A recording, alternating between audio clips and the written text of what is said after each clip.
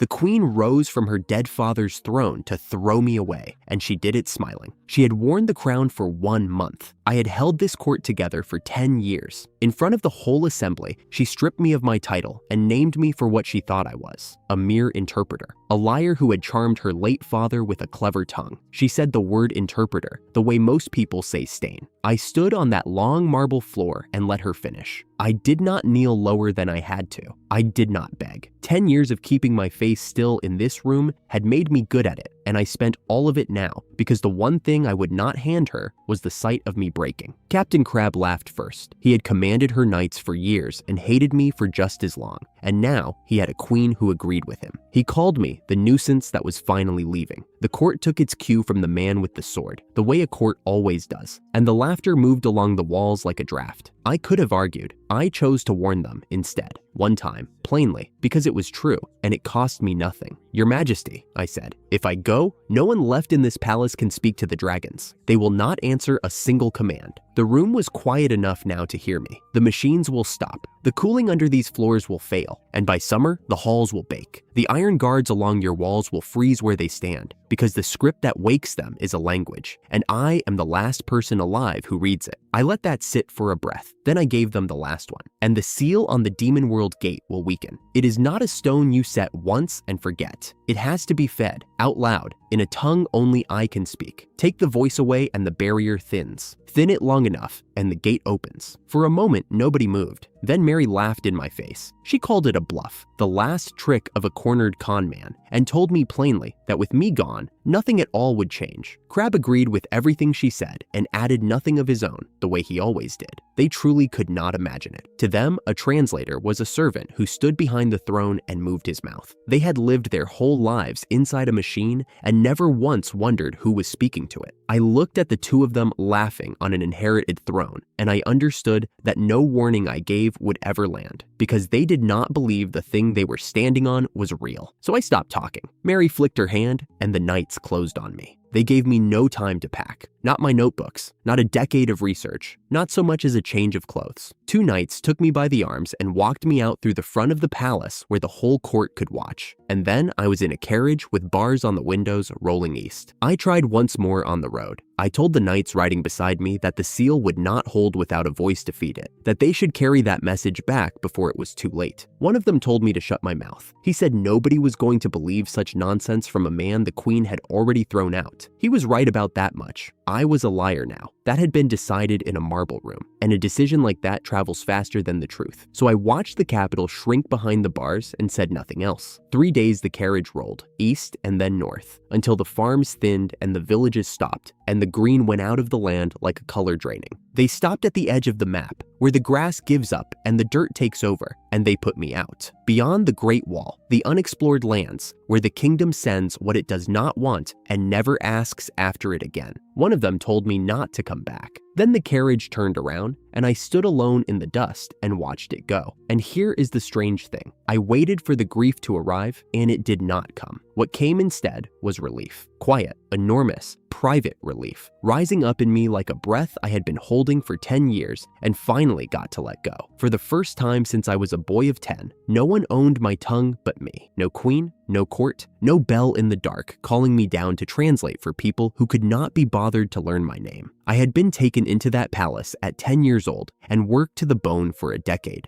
awake at hours no one else kept, feeding a kingdom that thought of me as furniture. I had spoken to its dragons so its lords could sleep. I had woken its iron guards so its knights could stand around looking brave. Not once in 10 years had anyone thanked me, because you do not thank a tool. And now the tool had been thrown over the wall, and the strangest, lightest feeling had come with it. A whole kingdom was already forgetting how to speak to its own dragons, and none of them knew it yet, and it was not my problem anymore. I set my empty hands at my sides and looked at all that empty land. Nothing grew on it. Nothing had for a long time. To anyone else, it was a death sentence with room to walk around in. To me, it looked like the first thing in years that was entirely mine. I decided it would do nicely, and I started walking. I was looking for somewhere to sleep out of the wind when I saw the blue. It sat wrong against all that brown and gray, a single patch of color where there should not have been any. And I went toward it because in a dead place, a thing that does not belong is worth a look. Up close, the blue was hair. It belonged to a girl, collapsed in the dirt, and she was dying. She was a dragon girl, blue hair, and along one side of her neck and down her arm ran a line of fine scales that caught the last of the light. Half human, half dragon, and all the way to the edge of gone. Her lips were cracked. Her breath came in the small, shallow sips of someone with nothing left. Any other man who found her out here would have seen a stranger dying and been able to do exactly nothing about it. I am not any other man. I knelt down and I looked at her the way the queen had thrown away as a parlor trick, and I saw everything. There was no water in her, so I made some. I spoke to the dry air in the spirit tongue and pulled the moisture out of it, drop by drop, and got it past her lips until she stirred. Then I looked deeper, and I found the real thing killing her. Woven all through her, fine as thread and old as she was, sat a curse, a spirit curse. To anyone who could not read the spirit tongue, it would have been invisible, untreatable, a sickness with no name. To me, it had a name, and a name is a handle. "Are you all right?" I asked her in the dragon tongue. Her eyes came open at that, not at the words, but at the fact of them, that a human mouth had made the shape of her mother tongue at all. She stared at me like I was the impossible thing in the wasteland and not her. She asked in a thin, cracked voice how a human could possibly speak it. "I'm a little more familiar with tongues than most people," I said. I did not make her wait for the rest. I told her what was wrong, because she deserved to know a stranger had his hands in her soul. "The thing killing you is a curse, a basic one, as these go. I can take it off you." She did not have the strength to argue, and something in how I said it made her not want to.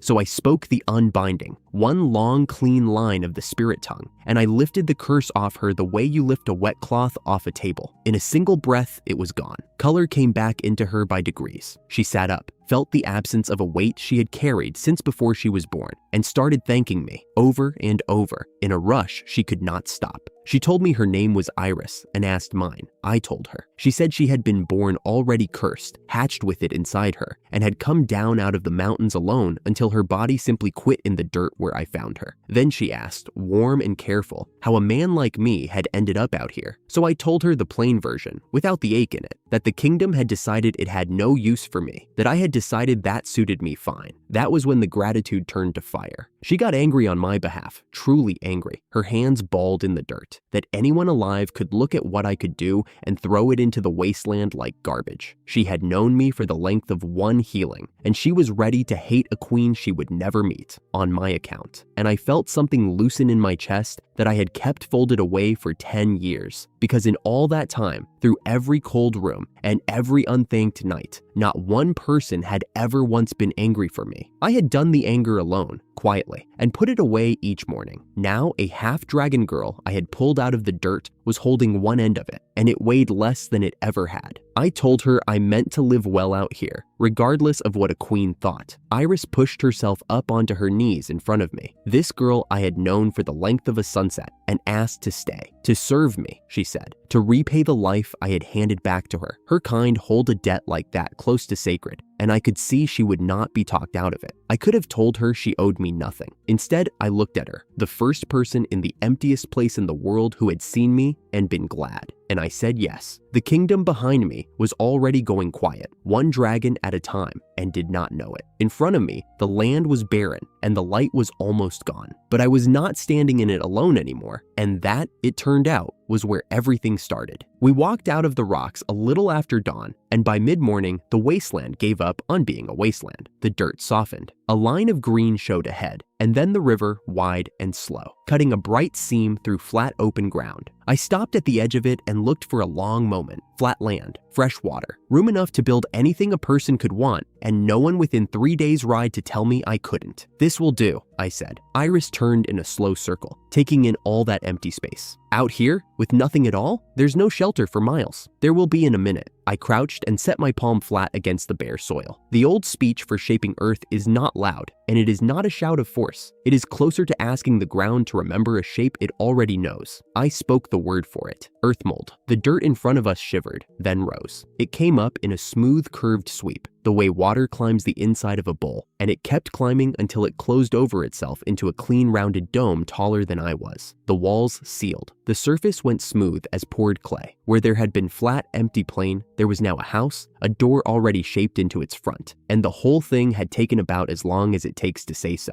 Iris made a sound I can only describe as a squeak. "The house," she got out, one hand pressed flat to the smooth wall as if to check it was real. "You made it in an instant, and the walls, they're perfect. Not a seam anywhere. Bare ground makes for easy work." I straightened and knocked a knuckle against it. Solid. It's a trick I read out of the elves' tongue. They live in country with no trees to cut, so they learn to raise their homes straight out of the earth instead. Once you can read how they wrote it down, you can do it too. She looked from the dome to me and back again, and I watched her decide that a wall coming out of the dirt was, on the whole, a wonderful thing, rather than a frightening one. I had spent 10 years around people who chose the other way. It was a small pleasure to stand next to someone who didn't. Shelter was the easy half. The other half was food, and for that I turned to the river. I walked a few paces toward the bank, crouched again, and this time asked the ground for something more than a wall. 5 lumps of wet earth pulled themselves up out of the plain one after another, each one hunching and thickening until it stood on 2 legs. Broad, faceless, patient. 5 earthen golems, waiting in a row for someone to tell them what they were for. Iris backed up half a step. 5? All at once? I've heard even a court mage can barely hold 2. The mind splits trying to steer them. It would if I were steering them. I wasn't even looking at the golems anymore. I had crouched to draw in the dirt, my finger moving in the short angular marks of the machine script. The old writing the machines obey. That's the mistake everyone makes. They try to drive a golem the way you'd drive a horse, by will, holding the reins the whole time. Split your attention across 5 reins, and of course, you fall apart. Then how? I don't hold reins. I write the orders down. My finger kept moving. Go to the river. Take what swims. Bring it back. Repeat until your charge runs low. It's all in the script. Once it's written into them, they carry it themselves. I don't have to think about them again. She leaned over my shoulder, watching the marks appear. You wrote all of that in just a few seconds? I reused most of it. I finished the last stroke and stood, brushing the dust off my hands. I keep a library of the ones I've written before. It's faster to pull a working order off the shelf than to compose a new one every time. I've built crews like this more times than I can count. That last part slipped out plainer than I meant it to, and I saw her catch it, the small proof, tucked inside a shrug, that the man the court called just an interpreter had been quietly doing far more than interpreting for a very long time. She didn't press. She only filed it away behind her eyes. The script finished settling into them. All 5 golems turned at once, without a word from me, and walked down to the river in an even line. They waded into the knee, bent, and began to fish. Slow, tireless, needing nothing from me at all. For 10 years, a court had looked at me and seen a man who only put one person's words into another's. A convenience. A servant with a clever mouth. Not one of them had ever stopped to wonder what it meant that I could read the writing the machines ran on. That the same fluency which let me carry a dragon's meaning could just as easily tell 5 golems how to spend their day. Force was never the point. The point was that the world is full of things already waiting to be told what to do,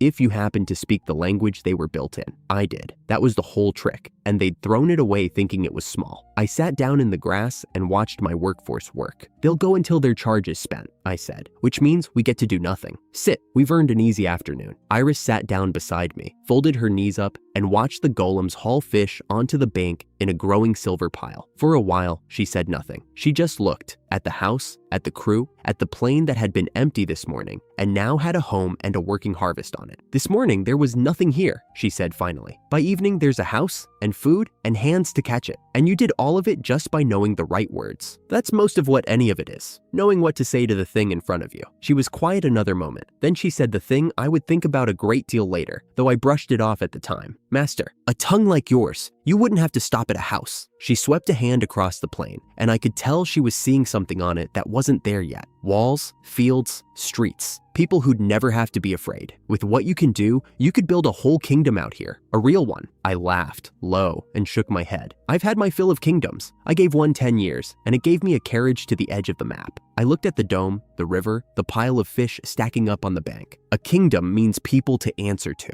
Councils. A crown that decides you're a leech the day it stops finding you useful. I did all that already. I stood in a corner of that court so long they stopped seeing me as a person and started seeing me as furniture. I shook my head again. No, this is all I want. A quiet place that's mine, that runs the way I tell it to, that doesn't need anyone's leave. That's plenty. She let it go. The way you let go of a thing you've decided to be patient about. But she'd said it, and it had landed in both of us. And It did not entirely leave. I didn't want a kingdom. I want to be honest about that, because of everything that came after. Sitting on that riverbank with the light going amber and a friend beside me who was glad I existed, a kingdom was the last thing on my mind. I only wanted the quiet. The world, as it turned out, had other plans. And back where I'd come from, the first of them was already unspooling. I wasn't there for this part, but I've been told it enough times by enough people that I can tell it to you as if I'd stood in the room. Back in the capital, 3 days after they threw me out, the queen was enjoying herself. Mary sat her father's throne with the ease of someone who had finally cleared the last thing standing between her and everything she wanted. She had spent years feeling overshadowed. Now every rival was gone, every obstacle swept off the board, and the world was hers to do with as she pleased. By every account, she said as much out loud, that a world with no one left to get in her way felt wonderful, and she meant it. She got to enjoy it for about 3 days. The doors came open hard. A knight crossed the floor at nearly a run, armor loud in that quiet room, and went down on one knee with a face the color of ash. His news came out in pieces, and the pieces did not want to line up into anything that made sense, because what he was trying to tell the queen was that the dragons had stopped speaking. All of them, every dragon in the royal enclosure. The handlers gave the commands the way they always had, and the dragons only looked at them, or worse, didn't look at all, and answered nothing anyone could understand. Mary's good mood curdled on the spot. She didn't believe it. She stood, threw the smile off her face, and went to see for herself. Her own dragon was named Charlotte, a great scaled thing the queen had ridden since she was a girl, and by every account, the two of them had understood each other perfectly for years. A word from Mary and Charlotte would turn, climb, land, obey. That was the dragon she went to now, striding into the stone yard, certain that whatever had gone wrong with the others, hers at least would answer. She called Charlotte's name and gave her a command. Charlotte roared, that was all. A long, wordless animal sound, the noise of a beast that has heard a mouth make shapes and understood none of them. The queen said the name again, softer this time, the way you'd coax an animal you'd known your whole life. Nothing. She tried the old command, the one that had never once failed her, and her voice cracked halfway through it. The dragon only cocked her great head at the small, loud creature below and rumbled, waiting, patient, hearing noise where a word used to be. They tell me Mary stood there a long moment in that stone yard with the sun overhead and the huge shape of her oldest companion breathing above her, and could not think of a single thing to do.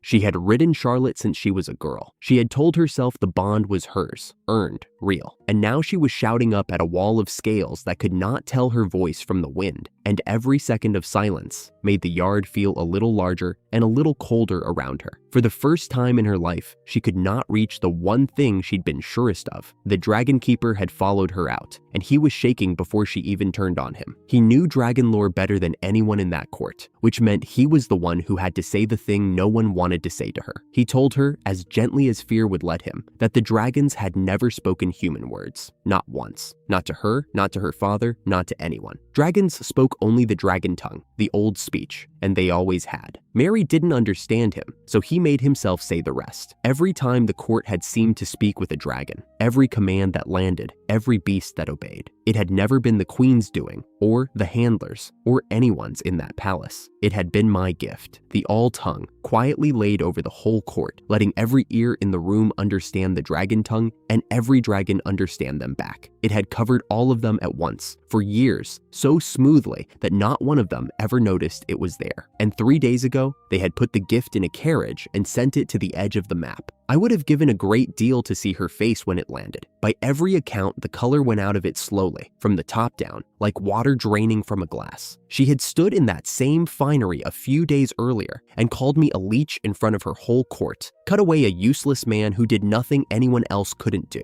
She'd been so sure. She'd smiled saying it, and now the keeper was standing in front of her explaining, in small, careful words, that the useless man had been the single thread holding up the one thing her entire throne was built on, and that the thread was 3 days gone and not coming back. She refused it, of course. She said what people like her always say, that he was only a translator, that anyone could translate, that she would simply have another one found. The keeper held his ground, even though holding it might have cost him. No one else had the gift, he told her. There was no one to find. There was no replacement, because there had never been more than one. The Dragon Kingdom's whole power was its dragons. Its armies rode them. Its neighbors feared them. Its prosperity rested on them. And now every dragon in the realm was a deaf stone that no living person could command. and would stay that way, and the woman on the throne had done it to herself with her own 2 hands and a smile. She rounded on the men around her and ordered a replacement found at once, immediately, tonight. There was none to find. There would never be one. But she gave the order anyway, because the only thing she could not do was admit the man had been right. And somewhere 3 days east, not knowing any of it yet, I was sitting on a riverbank in the last of the light, watching 5 golems carry fish up out of the water, thinking the quiet was the finest thing I owned. The first of the 5 was down.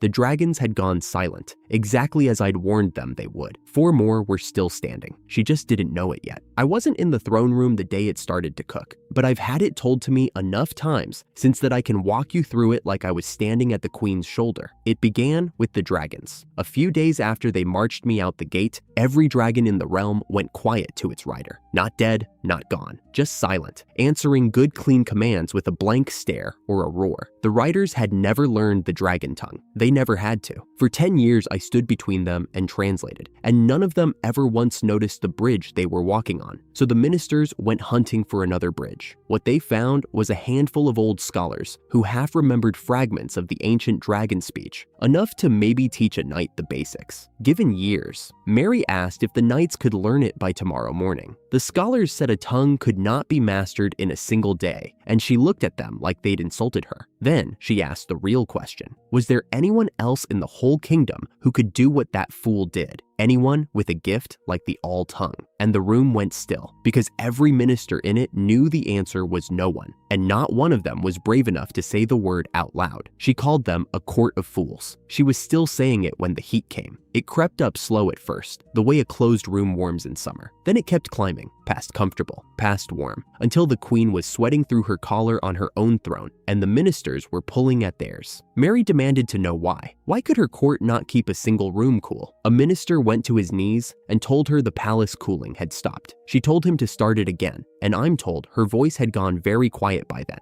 which was worse than the shouting. He couldn't. None of them could. The cooling ran on machine script, the old script the machines obey, and I had written every line of it myself. It sips magic stones where clumsier work would drain them, and it does that because it's written tight. And it's written tight because I'm the only one who can read it. Not one man in that palace could open the system, let alone repair a symbol of it. They stood in the rising heat and stared at inscriptions that might as well have been scratches in a wall. Mary sat back on her throne, fanning herself with a war dispatch, and said it again, softer. When did my court become a court of fools? Nobody answered her. There was nothing to say that wouldn't have ended with the same 3 words she refused to hear, that the fool had been the one holding it all up. 2 of her promises had come true now, in order, exactly as I'd told them they would. She just kept calling me a fool, while the palace forgot how to keep her cool. 3 days east, I knew none of that yet. I was sitting by the river turning fish over a fire. The dome I'd raised sat behind us, and the golems were down at the water hauling up the catch, and I had a skewer of grilled river fish in my hand that was, honestly, better than anything the court kitchens ever set in front of me. I said so. Iris had her cheeks full and just nodded hard, then swallowed and told me the fish was wonderful, which I already knew, but it's a good thing to hear anyway. At least I won't die out here in a ditch, I said. I'd worried a little about that, those first days. Turns out a man who can feed himself worries a lot less. When the food was gone, I brushed off my hands and looked at the mountains folded up against the sky to the east. I'd been so busy building a place to live that I hadn't once gone to see what the land around it held. Since we're here, I told her, I want to walk a while, see what's out this way. Iris was already on her feet. We walked the better part of an hour into the foothills and saw no sign of another living soul. No road, no smoke, no fence, just rock and scrub climbing toward the peaks. I was beginning to think the whole east was empty when Iris stopped dead and turned her head. Her ears are sharper than mine. She pointed up the slope. There, that way. Then I heard it too, a scream, high and short, the sound a person makes when they've run out of places to run. We went up the rocks toward it. In a hollow against a cliff face, a young man was pressed back against the stone with nowhere left to go, and looming over him was a troll, a great gray slab of muscle with a club the size of a fence post, already lifting for the swing. I didn't stop walking.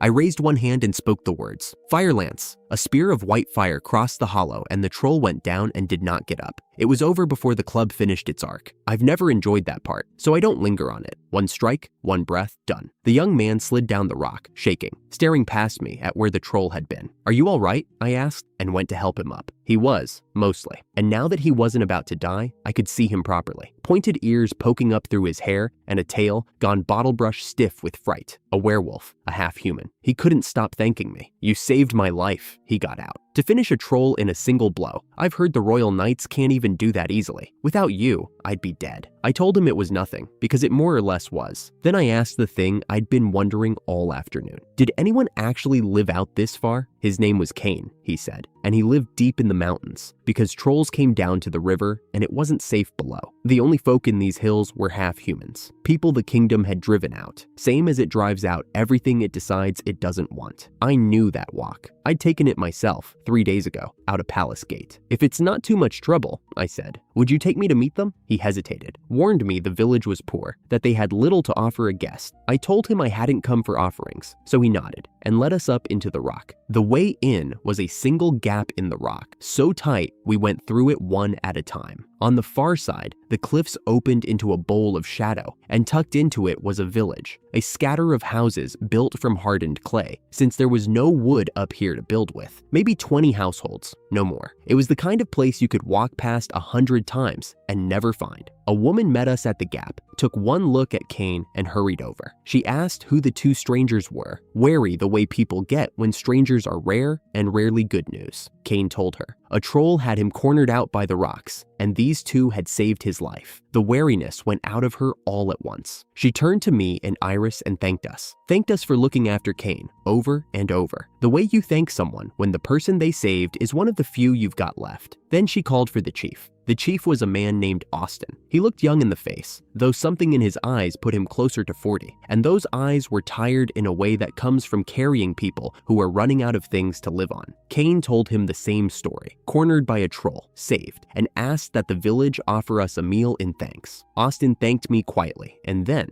because he was an honest man, told me the truth of the place instead of dressing it up. This village was built by people the kingdom drove out, he said. They'd been chased from their homeland and had settled here, in the one place nobody came looking. I asked how they got by. He was slow to answer that one. I asked the question under it. Then, did the village have water? Any spring, any well, any stream? None, he said. They lived on rainwater, caught and stored, and the stores were nearly gone. That was the whole thing, right there. Not enemies, not monsters. Just a slow, quiet thirst that no amount of courage does anything about. A village dying not with a bang, but a dry throat. I told him I could help with that. He asked if I truly could do such a thing, and I didn't answer with words, because words wouldn't have meant anything to a man who'd watched his people ration cups. I just found a patch of open ground in the center of the village and got to work. First, I listened. That's the part nobody ever believes until they see what comes of it. The air has a spirit tongue of its own, and if you go quiet enough and know how to hear it, it will tell you plainly that it is not empty, that it's carrying water the whole time, in every breath, invisible and everywhere. I listened until I knew exactly where it was hiding. Then I called the clay up out of the ground and shaped it. A great round basin, half a person tall, rising under my hands while the villagers drew closer to watch. I fired it hard until the clay rang, and around its rim I wrote, binding the spirit tongue of the air to the machine script, symbol by symbol, an instruction telling the basin to reach into every breath of wind and pull the water down out of it, to keep doing it on its own until the mana I'd set inside, it ran dry. I set the last rune and stepped back and waited. For a moment, nothing. Just a crowd of half-humans staring at an empty clay bowl and a stranger who'd promised them the impossible. Then, the inner face of the basin went dark. It beaded, a fine mist of droplets catching the last gray light, standing on the clay like breath on cold glass. The beads swelled and ran together and slid down and gathered at the bottom, and a thin, bright line of water spread across the base. Real water, pulled clean out of dry mountain air, rising while they watched. It caught what light was left and threw it back up at their faces. It climbed the sides slow and steady, a finger's width, a hand's width, filling. You could hear it now, a soft trickling patter under the runes, the one sound that village had been missing. Nobody spoke. Then somebody at the back made a sound that wasn't a word at all, and the whole crowd pressed in around the basin, shoulder to shoulder, forgetting to be afraid of the stranger who'd made it. A woman knelt and touched the surface with 2 fingers fingers, slow, like she needed to feel it to believe her own eyes, and brought her hand up wet and shining, and pressed it to her mouth and started to cry. Children got shoved to the front to see, standing on toes, gripping the rim. An old man just kept saying it was water, over and over, as if naming it out loud was the only way to keep it real. Somebody laughed, and it broke into more laughing, the kind that's half crying. In a village that had been counting its last cups by the mouthful, the bowl in the middle of the square filled itself to the brim and kept right on going, and not a hand among them reached in to hoard it. They just stood and watched it be full, because none of them could remember the last time anything here was. I built 2 more while they watched. One to the left of the square, one to the right, so no house would ever be far from a full basin again. By the time the 3rd one caught and started to bead, the sound in that little bowl of stone had gone from silence to something I hadn't heard in a long while. People with enough. Austin stood over the first basin a long time. Then he turned to me, and I could see the next words cost him something. A proud man asking a stranger for the thing he most needed. "Ethan," he said, "please, become the master of our village." I'll be honest, I sat with that one. Master. I'd just spent 10 years being other people's most useful thing, poured out drop by drop until there was nothing left they'd even look at, and I had promised myself on the way out that gate I'd never do that again. Never hand myself over to be used up by anyone. Master of a village had a lot of that old shape to it, but it wasn't the same shape. Not really. The court had a gift and never once saw the man holding it. For 10 years, I'd been a tool with a name they kept forgetting. Useful, right up until the moment they decided I wasn't. These people had looked at me for one afternoon and seen exactly what I was, and thanked me for it until their voices ran out. There's a whole world of difference between being used and being needed by people who'll look you in the eye while they say it. One had hollowed me out. The other, standing there in the dusk with 3 basins running behind me, felt a lot like the thing I'd actually wanted the whole time and never once let myself name. "Master's a bit much," I told him, "but let me help however I can." Austin gripped my hand like a man who'd just been handed back a future. Behind me, 3 basins pulled water out of nothing in a village the kingdom had thrown away. 3 days west, that same kingdom sat sweating on a throne it couldn't cool, hunting for a fool to come and fix what only the fool knew how to write. 2 of the 5 were down now. The palace still didn't know to count them. The water had been the easy part. By the time I'd been master of the village a week, 3 basins were pulling water out of the air day and night, and nobody went thirsty anymore. But water doesn't fill a belly. The land around us was mean stuff. Crops came up thin, and the only game was small and quick and mostly bone. There was a river, wide and fast, half an hour down the slope, thick with fish. There was also a reason nobody fished it. The current took people. It had taken 2 of Austin's own before I ever walked into this place. So on the 8th morning, I told him we were going to eat fish by dinner. He looked at me the way the whole village had started looking at me, like I might actually mean it. "The river's death," he said. "We don't go near it. We haven't for years." "You don't," I agreed. "They will." I knelt and put my hand flat on the ground. Earth mold is a simple word if you know how to say it, and I did. I'd been saying it to the earth since I was a boy, in a room the palace kept forgetting to heat. The dirt shivered under my palm, gathered, stood up. First one,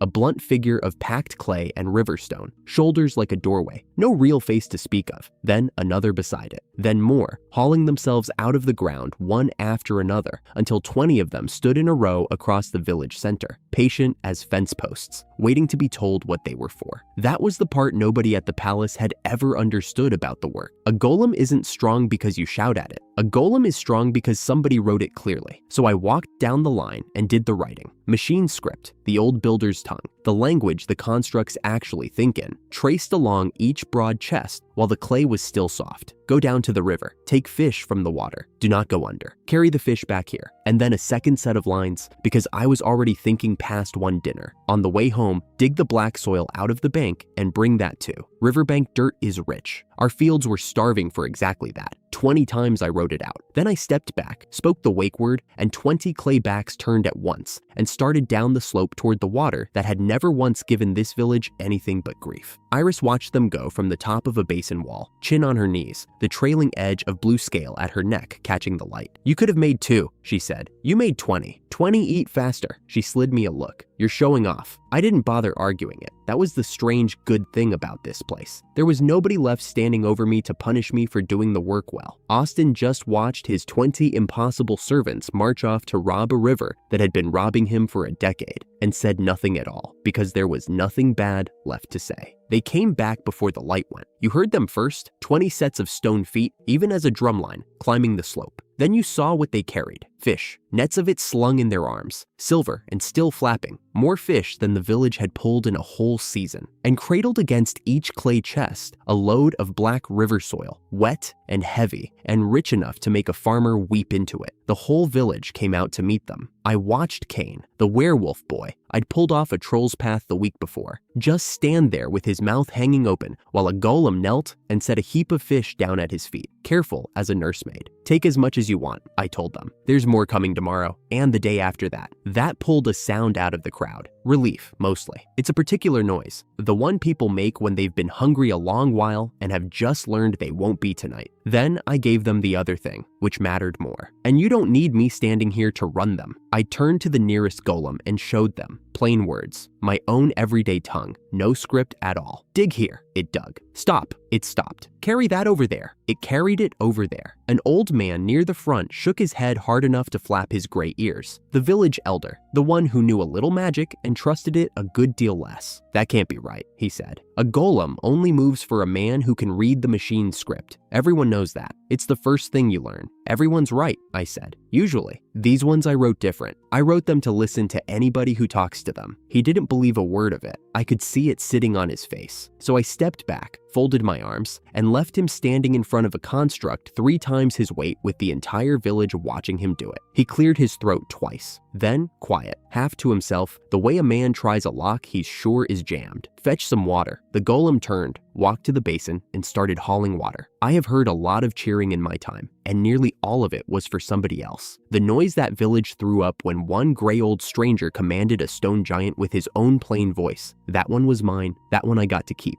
And then it wasn't just the old man. A woman told a golem to carry water to her door, and it went. 2 children, giggling and terrified, ordered one to stack firewood, and it stacked. Cain got his own giant hauling stone for a wall he'd been meaning to mend for a year. Within the hour, the 20 of them were spread across the whole village, doing 20 different jobs, each one steered by a different plain voice. No interpreter standing over them, no script anyone had to learn. That was the thing I'd wanted, more than the fish. Back at the palace, they'd hoarded every scrap of the work behind me, so the kingdom needed me and never had to thank me for it. Out here, I'd done the exact opposite on purpose. I'd handed the whole trick away. It wasn't limitless, and I told them so once the shouting settled. There were no magic stones out here, none of the little charged gems that drive the constructs back in the cities. So these golems ran on my own mana instead, and that put a hard ceiling on how many I could keep on their feet. 20 was close to my line, but 20 was enough to fish a river and feed a village, and 20 could be steered by any grandmother who could say the word dig, and that changed what this place was allowed to become. Austin found me after, while the elder was still ordering golems about like a child with a brand new toy. He didn't have a speech ready. He just took my forearm and gripped it and held on, and I stood there thinking about the palace, which was a stupid thing to do,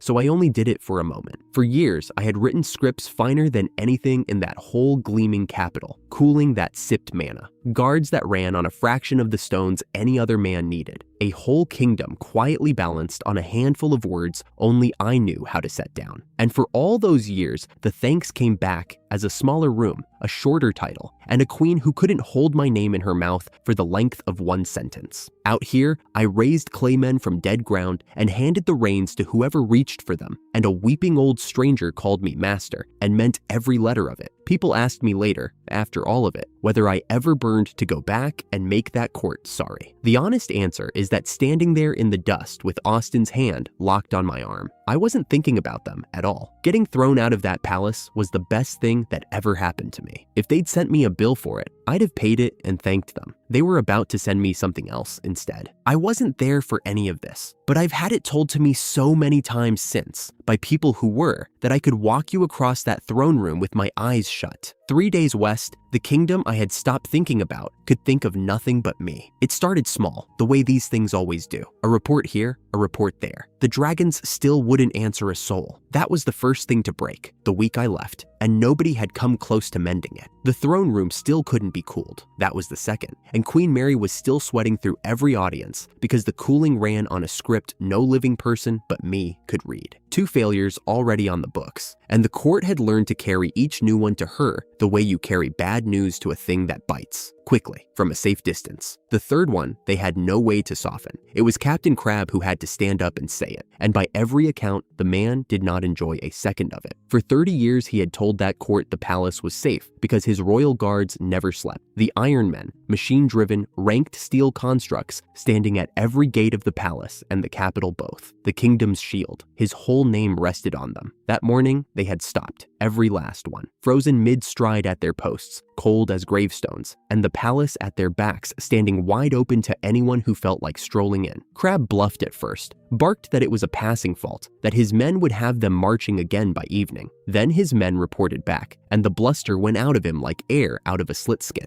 and he had to admit to the throne that he could not wake his own guards. Mary demanded to know what it would take then. That was where it turned expensive. The guards ran on machine script. My machine script, the lean kind, the kind that let a whole steel garrison stand watch on a trickle of magic stones. With me gone, the court had scraped together other men who could read the old tongue after a clumsy fashion and set them to rewriting the constructs. They managed it, barely. Their scripts came out crude and greedy, and where mine had sipped, theirs guzzled. Waking a single guard the clumsy way burned through stones by the vault load. Waking all of them, the palace garrison, the capital garrison, the ranked hundreds of them, would scrape the treasury to the stone floor and start borrowing against a kingdom that had nothing left worth borrowing against. The old minister laid it out plainly because somebody had to. Wake the shield and they bankrupt the realm. Leave it asleep and the throne sits undefended, with a whole capital of ordinary people behind it who'd never done a thing to anybody. Those were the 2 doors. There was no third one hiding behind the curtains. Nobody in that room said the quiet part, but it sat there all the same. The frozen shield didn't only guard the queen, it guarded the capital, the market streets, the crowded quarters, the ordinary people asleep behind those open gates who had never done a thing to me. Leaving the guards cold left them exposed right alongside her. I'd like to tell you I lost sleep over that. 3 days west, I hadn't heard a word of it, and I was sleeping fine. Whether that made me fair or made me cruel is a thing people have argued at me ever since. I've never landed on the answer myself. I'm told the throne room went very quiet after that. And here's the part I keep circling back to.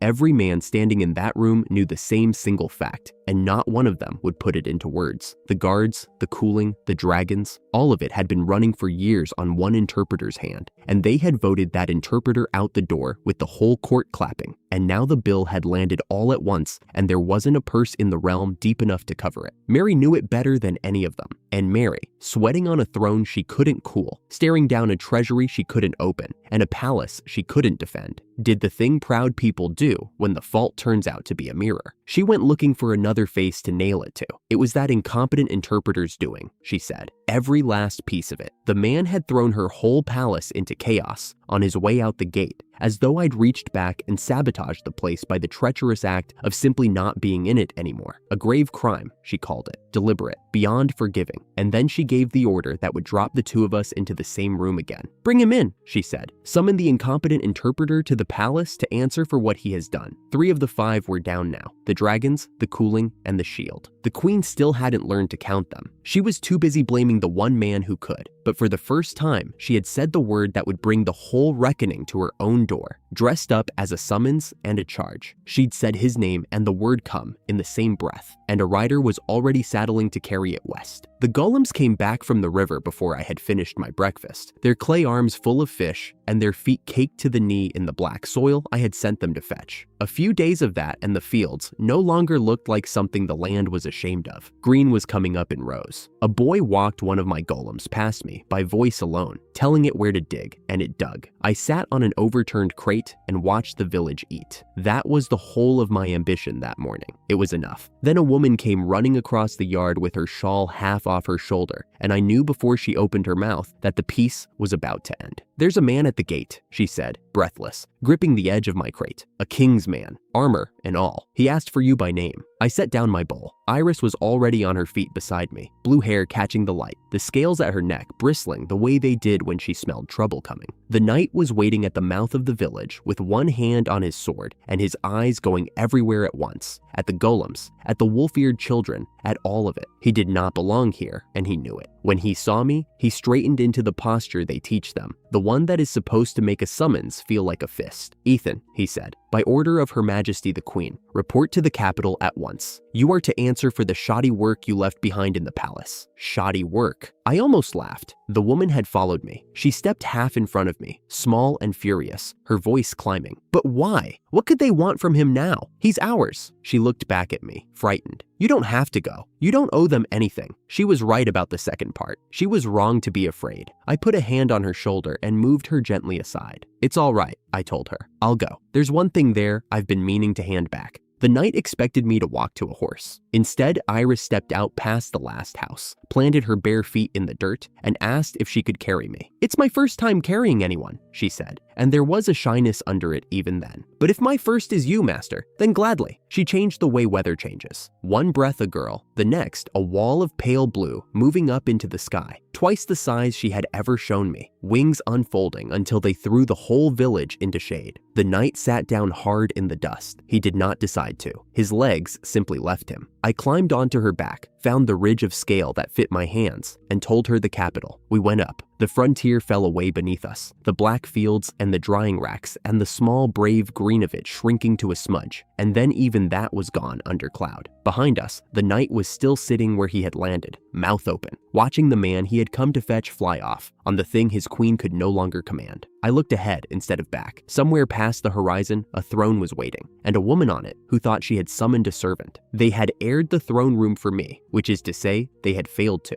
The great cooling engines along the walls stood dead and silent, the way I had left them, and the heat had pooled under that painted ceiling until the whole court glistened. Ministers stood in their heavy robes, not daring to loosen a collar, sweat tracking down the powdered faces of people who had watched me get exiled from that same floor. I walked the length of it with Iris a step behind me, back in her girl's shape, and I did not hurry. Queen Mary sat at the far end with her crown on, and her patience already gone. She did not wait for me to reach the foot of the dais. She started in before I had stopped walking, her voice ringing off the stone. She told me, in the loud, practiced way of someone who has decided the room is hers, that after all the gold this crown had poured into me, my work had turned out riddled with defects. The palace was in chaos. The dragons had gone silent, the machines had failed, and it was my carelessness that had done it. She demanded to know how I intended to answer for it, and she ordered me, as if the order alone could make it so, to repair everything at once and make the dragons speak again. I let her finish. Then I let the silence sit a moment longer than was comfortable, because silence in that room belonged to whoever was willing to hold it, and she no longer was. "I didn't come to argue about the work," I said. "I came to give you this." I reached into my coat and took out a stone, an ordinary gray river stone, the kind my golems hauled by the cartload. I set it on the step of the dais, where everyone could see how plain it was. "It's a manual," I said. "Everything the palace runs on, the dragons, the cooling, the guards, the barrier, all of it, written into that stone in the all-tongue. How to run every system in this kingdom without me." I paused. "I wrote it before you exiled me." That landed in the room like a dropped cup. Down the walls, I saw the ministers glance at one another. A murmur started and died. Mary stared at the stone as if it might bite her. She did not want to understand it. She waved the technician forward instead, snapping for someone to tell her what it was worth. The technician was a careful man and honest, which in that court was nearly the same as brave. He knelt by the stone, laid 2 fingers on it, and went still while he read what I had written. I watched the color go out of his face. He stood slowly. He did not look at me. He looked at the floor between himself and his queen, because he knew what he was about to cost her. "Your Majesty," he said, "with this, we truly could manage. Everything is here. Anyone with the training could run the palace from it." He swallowed. "But it would take something near 100 times the magic stones we have ever spent. The systems ran cheap only because he was reading them himself. By the book, from the stone, by hand, the treasury could not bear a single month of it. 100 times. I want to be honest about that number, because it is the whole of what I had done and the reason I had come. Nothing in the palace was broken.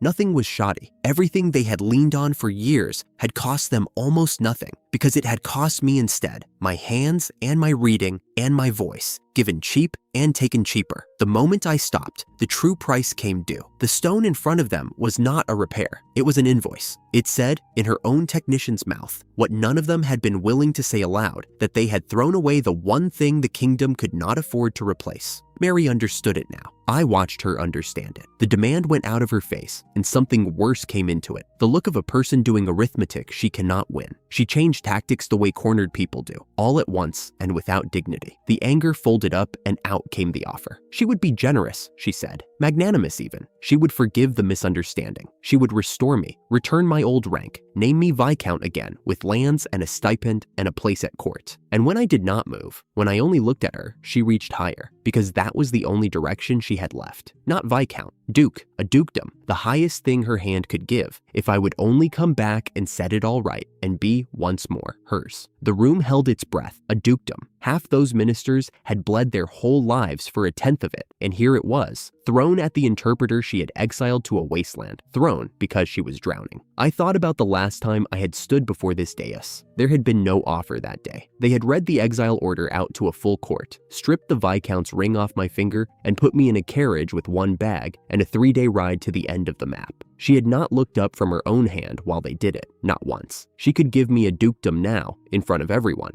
but she could not give me back the length of a single glance from that morning, and she did not seem to know that was the only currency I had ever come to collect. I let her hear the silence again. I had learned its value in that very room, years ago, standing where the technician now stood, saying nothing while better-born men took what I built. It felt very different to hold it from this side. Then I spoke, and I made sure the whole court heard every word. "I'm sorry," I said, "but this settles my debt. I told you the manual existed. I simply knew you would forget it, and that was the only thing that troubled me enough to come. The dukedom is yours to keep. I am no longer a subject of this kingdom. I owe it nothing, and I will not be bought back into a house that only remembers my name when it needs my hands." I have replayed that moment more times than I will admit, not for pride, for the quiet after. The way the word Duke hung there with no one to take it, the way she sat with her mouth open and nothing coming out, a queen who had reached the bottom of what a crown can offer and found the one man in the world who did not want it. The court did not gasp. It went silent, which was worse for her because silence is what a room does when it stops believing the person on the throne. Iris, beside me, was not silent. She was grinning, fierce and open,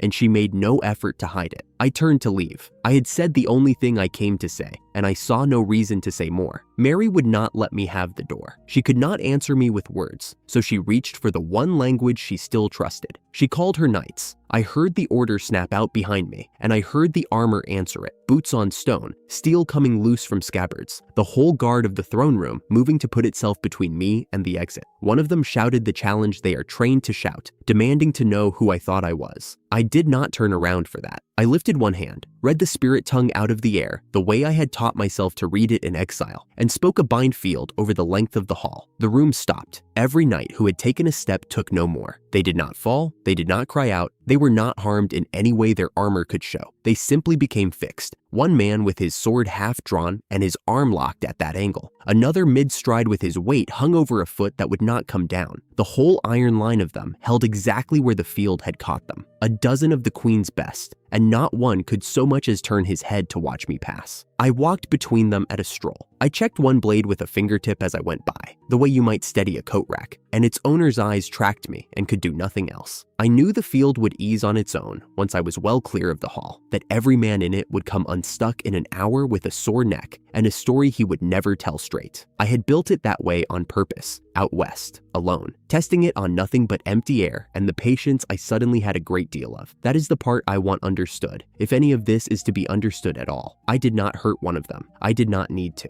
The whole quarrel between that throne and me had never once been about force, and I was not about to let it become about force now. My gift was never the size of the fist. It was the reading. I could bind a room full of armed men with a sentence and leave every one of them breathing, and that, more than any blow, was the thing they could not answer and could not replace. At the head of the hall, Mary sat rigid on her cracked and airless throne, her guards a frozen forest between us, her crown still on, her kingdom still hers. I stopped at the great doors and looked back at her one last time. I could have finished it there. The thought was in the room whether I wanted it or not. She was undefended, her guard stone, her court silent. The woman who had exiled me sitting alone and helpless at the far end of her own dead hall. One more sentence, and the throne would have been anyone's. I left it hers. Not out of mercy she had earned, out of refusal. I had not crossed a kingdom to become the kind of thing that takes a throne by walking over frozen men. Let her keep it. Let her keep the heat and the silence, and the 100-fold bill coming due, and the empty ledger and the barrier gone from over her head. I would not carry a single stone of it home with me. I pushed the doors open and walked out into the light, and Iris walked out beside me. And behind us, the reckoning stayed exactly where I had left it, half cracked and far from paid. Iris changed again on the palace steps, throwing the whole forecourt into her shadow, and I climbed onto her back in full view of every window that cared to watch. Let them watch. I set my hands on the ridge of her neck and told her home. We rose over the capital together. From up there, the city looked orderly and rich and perfectly kept. Spires and gardens and the long bright roofs of the palace, and not one line of it showed the truth I had just left ringing in that throne room. It all still ran. It ran on a debt nobody down there had the courage to name, and I had cracked that lie open in front of the entire court, made her technician say the number, made her beg and offer and reach and come up empty. But I had not closed it. I knew that, flying home, she still sat her throne. The crown was still on her head. The ministers still bowed to her. The whole machine of her authority still turning as if nothing had changed. What I had done in that hall was pull back the curtain, not bring down the house. The rest of it was still owed. Every insult, every year I built in silence. Every time she could not hold my name in her mouth for the length of a sentence, all of it was still there, waiting, patient as the bill in her treasury. Iris tipped a wing, and the wind came clean and cold across us, and the frontier rose green and small on the far edge of the world. My black fields and my drying racks, and my people who called me master and meant it. That was where I was going. That was all I wanted. The reckoning could keep. It would come back around to her in its own time, dressed as something she never saw arriving. For now, I had a village to feed, and a whole quiet life the kingdom was no longer any part of. I told myself I was finished with the capital. I sat down in it one more time anyway. There was something the frontier could not give me yet, and the city could. So before the road home, I let Iris fold her wings into a quiet alley. She shrank back into a girl in a pale tunic, and we walked out into the market like two travelers with dust on our boots, and nowhere in particular to be. Above the rooftops, the palace still sat open to the sky. No shield over it now, no wards, nothing to stop a thing with wings from dropping straight down onto the throne. I noticed it the way you notice a cracked beam in a house that isn't yours. Not my house, not my beam. I filed it away and kept walking. I bought seeds, grain and hard vegetables, the kind bred to wake fast when you feed them a touch of magic, wasteful on soft farmland, worth their weight on poor ground like ours. The stall keeper counted my paper money without once looking up at my face, which suited me fine. Capital money only spends inside the capital walls. I meant to leave none of it behind me. Iris stopped dead 3 stalls down. She had gone still the way a dog goes still at a scent. Her nose turned toward a little cart where a man ladled deep ruby tea into cups. I bought her one before she could ask. She drank it, and something in her whole face came undone. Master, she stared into the empty cup like it had lied to her by ending. I have never tasted anything like that in my life. I bought her another. She asked how a thing could be that sweet, and I told her, sugar, pressed from cane, that drinks more rain in a season than our wasteland sees in 10 years. I watched the joy go straight out of her. So, there's none of it for us, she said, quiet. There's something just as sweet, I told her. I only have to grow it at home. She lit up so fast it was almost funny, already halfway into a future she could taste. I hadn't the faintest idea yet how I'd keep that promise. I only knew I would. Small promises are how you tell someone you actually see them, and I had spent too long in a place where no one ever bothered. We flew home over the wasteland, and the village came up green and small against all that dead brown, my fields and my drying racks, and my people. They swarmed us at the gate. Half of them had convinced themselves the crown had dragged me off to a cell. Master, thank goodness. We thought they'd keep you, Austin said, and behind him, a woman I'd pulled out of a bad winter gripped my sleeve like I might vanish again. It was nothing. I set the seed sacks down. I handed something over. That's all it was. I felt no guilt saying it. I'd built that kingdom to run without me on purpose, and it could sink or float on its own weight now. What sat in front of me was the thing that mattered, and it was hungry. So I told them the truth of where we stood. We had food from the fields and fish from the golems' work, and food kept nobody alive past a hard year. What we had none of was coin. Coin bought iron and medicine and meat, and the freedom to say no to anyone who came calling. Then we find something to sell, I said. A crop the whole village can grow, that a city will pay for. Austin looked at our cliffs, our thin strip of tired soil, and I watched him decide to believe me anyway. That trust was worth more than he knew.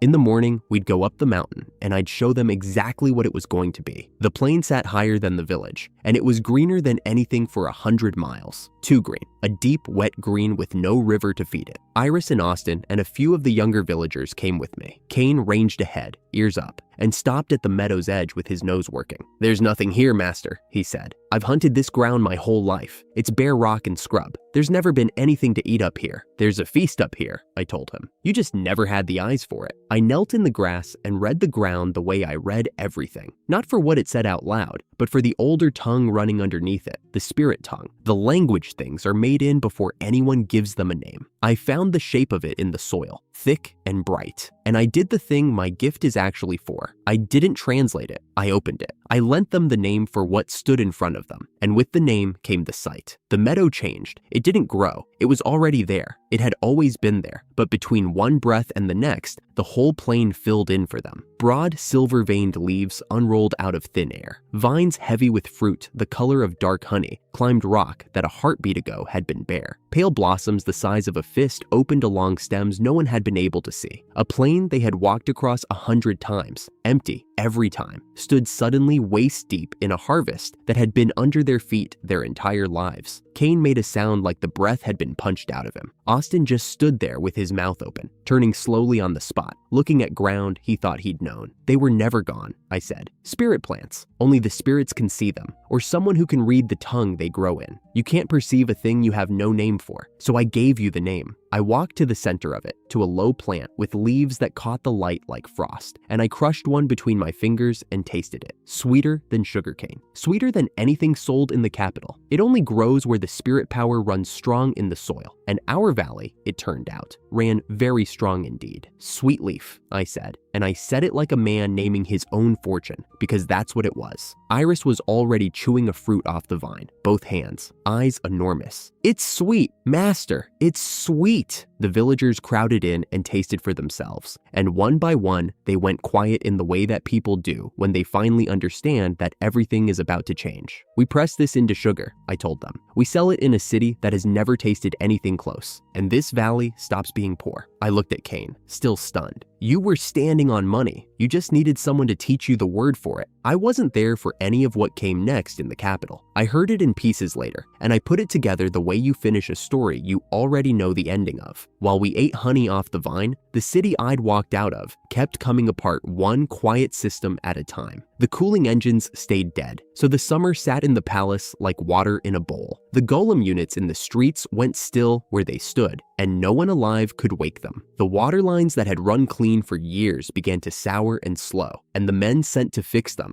read the instructions I'd left, saw the price in magic stones, and came back white in the face. 3 of the 5 great systems that held the kingdom up were already down. The queen would not hear it. She sat in a court that had run out of answers and treated every failure as a thing being done to her, an insult, a plot, anything but the plain arithmetic of a machine no one left could run. She had thrown away the only hand that spoke its language, and now the bill was coming in, one dead engine at a time. I felt nothing about it that I'd call satisfaction. It was more like weather, something set in motion a long time ago, still moving, still owed. I had a village to feed, the reckoning could keep. We carried the sweet leaf down the mountain, and that was when Iris pointed at the obvious thing I'd walked right past. "Master, there's no room. Every scrap of ground inside the cliffs is already planted." She was right. The village sat in a natural bowl of stone that kept the monsters out and kept us cramped in, and there wasn't a square foot of open soil left to grow a cash crop on. So I made more village. I set my hand to the ground beyond the cliffs, read the stone the way I'd read the meadow, and I called up Earthmold. The earth answered like it had been waiting for the word. Great walls came up out of the flat ground in minutes, high, thick, curved to close off a whole new field of open land where there had been nothing but wasteland, work that would have cost the village a year of breaking their backs by hand. The villagers stood in a huddle and forgot to breathe. A whole fortress wall, just like that, someone whispered. By hand, that would have killed us and taken a year, Austin said, and he wasn't wrong. I wasn't finished. On the empty ground, I raised 16 guard golems, one after another, and I wrote each of them its orders in machine script. Stand along the ramparts at even spaces. Watch the horizon.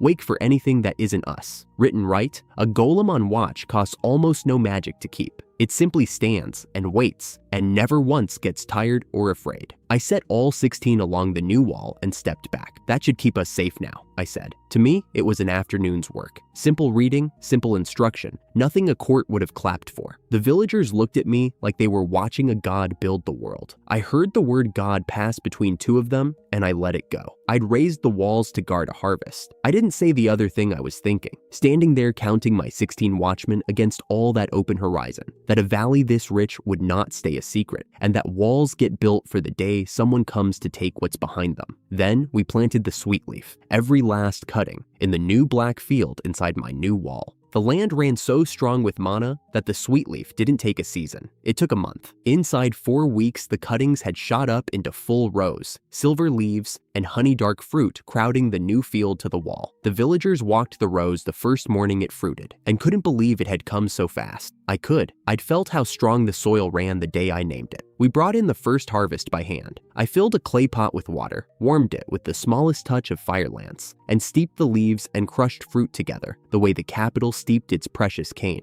except this cost us nothing but an afternoon and grew itself in our own dirt. Iris got the first cup. She drank and her tail went stiff, and she rounded on me with the empty cup held out like an accusation. "It's sweeter than the capital," she breathed. "Master, it's sweeter than the tea in the capital." That was the whole promise, kept, sitting in a clay cup on a frontier no one on any map cared about. I served it out to the entire village, cup after cup, and I watched a people who'd spent their lives on the thin edge of a hard winter taste something the richest court in the kingdom paid a fortune for. A woman who'd gripped my sleeve at the gate weeks ago drank hers with both hands and wept a little, and wasn't ashamed of it. "We get to drink this every day," a man said, somewhere behind me. "Is this heaven?" Austin came and stood at my shoulder, looking out over his walled, guarded, sweet-smelling valley. And for once, the tired man had nothing careworn to say. I did the math out loud, the only kind that matters. We had more sweet leaf than a village could ever drink. What we couldn't drink, we could sell, and the nearest city had never in its life tasted anything close to it. Sugar bought for coin all its days, and here was a sweetness the wasteland grew for free. Next, I told them, and I was already seeing the road, we take the surplus to the city and we sell. Coin was coming into the valley at last, so though I didn't say it, was the wider world, and everything the wider world sends after a poor place that suddenly has something worth taking.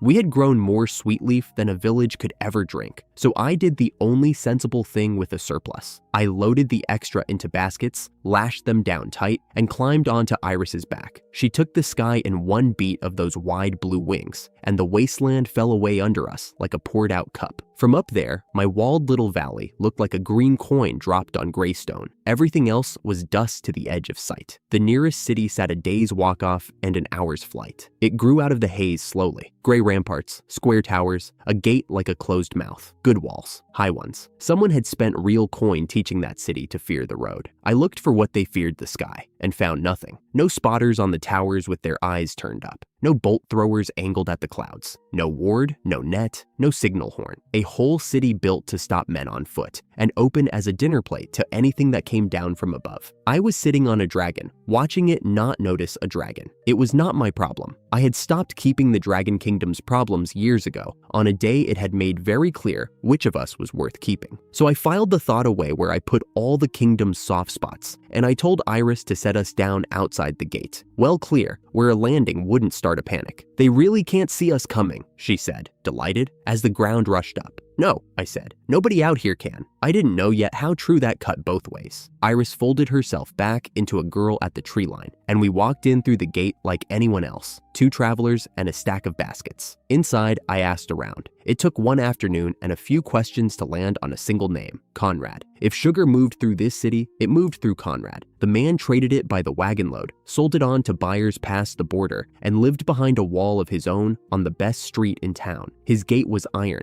and his gatekeeper had clearly turned 100 hopeful men away before me. He looked at my dust-worn robe, looked at my baskets of ordinary-seeming leaves, and started shaking his head before I'd finished the first sentence. "The master doesn't buy weeds," he said, and reached to shut the grill. I held up a single sweet leaf fruit between two fingers. "Taste one. If it's a weed, I'll carry these baskets home myself and never bother you again." He didn't want to. You could see him weighing the insult of it, but it costs a man nothing to eat one small fruit, and curiosity is a lever, so he took it and bit down to be rid of me. Then he stopped chewing. His eyebrows climbed. His jaw worked slowly, like he didn't trust his own mouth. He swallowed, stared at the half of fruit left in his fingers, and forgot entirely that he'd been throwing me out. "That's sweet," he got out. That's sweeter than sugar." "It is," I agreed. He looked up at me, then down at the baskets, doing a very different kind of counting now. Whatever the leaves were, they weren't weeds, and turning me away had just become the sort of mistake that got a gatekeeper dismissed. He told me to wait and went running for his master. Conrad received me in a hall that smelled of spice and money. He was old, broad, with a long gray beard combed to a point, and red silk that had never once seen dust. A man who had tasted every sweet thing his coin could reach and expected to be bored by mine. I set a fruit in front of him and let it make the argument. He ate it the way a careful man eats, slow, watching me the whole time in case it was a trick. Then the taste reached him, and the caution went out of his eyes, and something younger came into them. "In 60 years, he said, "I have never put anything in my mouth as sweet as that." He turned the stem over in his fingers. "What is it? Where does it grow?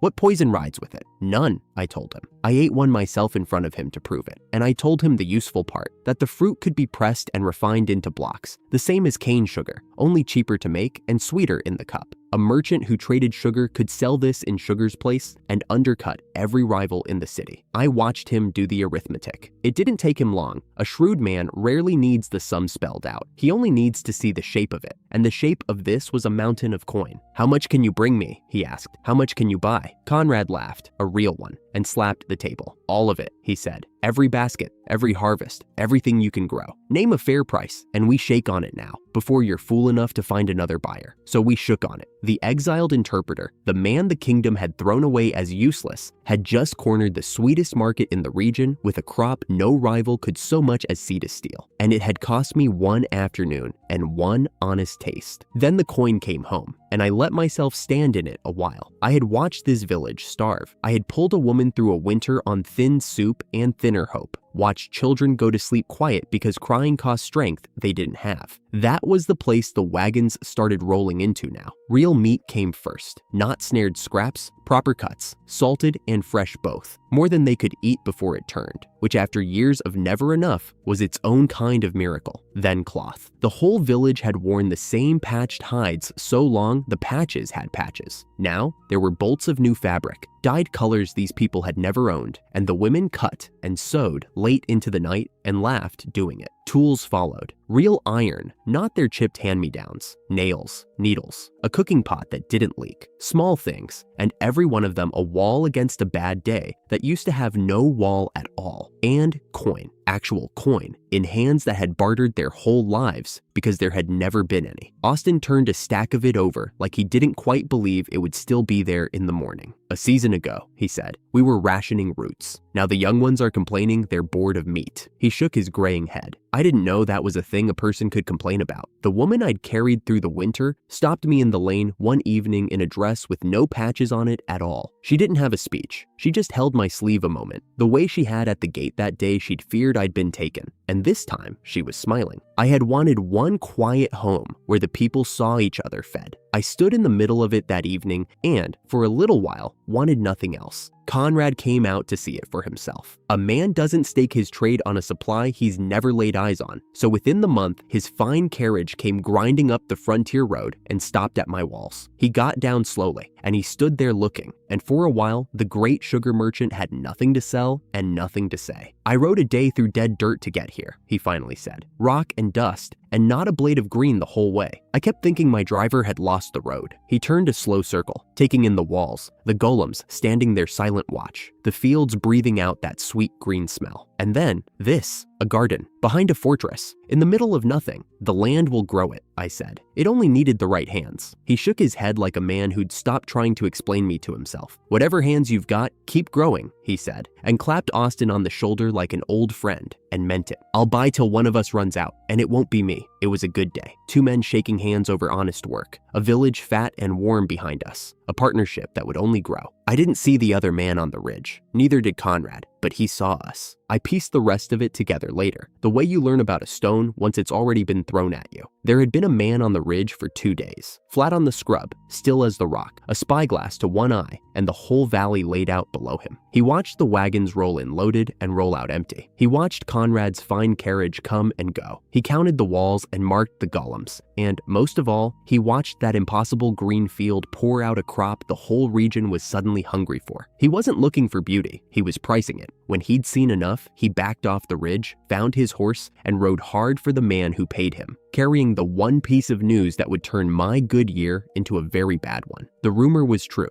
The sugar that had appeared in the city was being grown out here, on the wild frontier, on land that belonged to no lord at all. The man who paid him was Count Harlan. He held the whole border region in his fist, and the frontier where I'd built my home sat at the ragged edge of it, close enough to covet, far enough that no one would see what he did there. When the spy knelt in his cold hall and laid it all out, Harlan didn't hear a marvel. He heard a windfall lying in an open field. Harlan's answer, once I understood it, was ugly in how reasonable he found it. He asked only one question that mattered: who owned the land? And when he was told the truth that a band of exiled beast folk had raised the place on ground no lord had ever claimed, no title, no charter, no protection, he smiled. Ownerless land, he reasoned, was first come and first taken, and he had the men to come first. A crop like this landed once in a lifetime, and it was sitting on soil the law let him simply walk onto and keep. He did not think of us as people he was robbing. That was the part I came to understand. To him, we were a harvest that had grown itself and forgotten to belong to anyone, and a harvest doesn't get a say in who reaps it. He gave the order that evening, over wine, the way another man might decide to buy a horse. Ready the soldiers, near 1,000 of them. March on the sugar fields at the edge of the map. Take the land, take the crop, and put down anything that stood in the road. Quick and quiet, before the city merchants grew attached to their new sweetness or started asking where it came from. Far away, I was standing in my prospering valley, counting a good year and thinking the hard part was behind me. I had built walls for the day someone came to take what was behind them.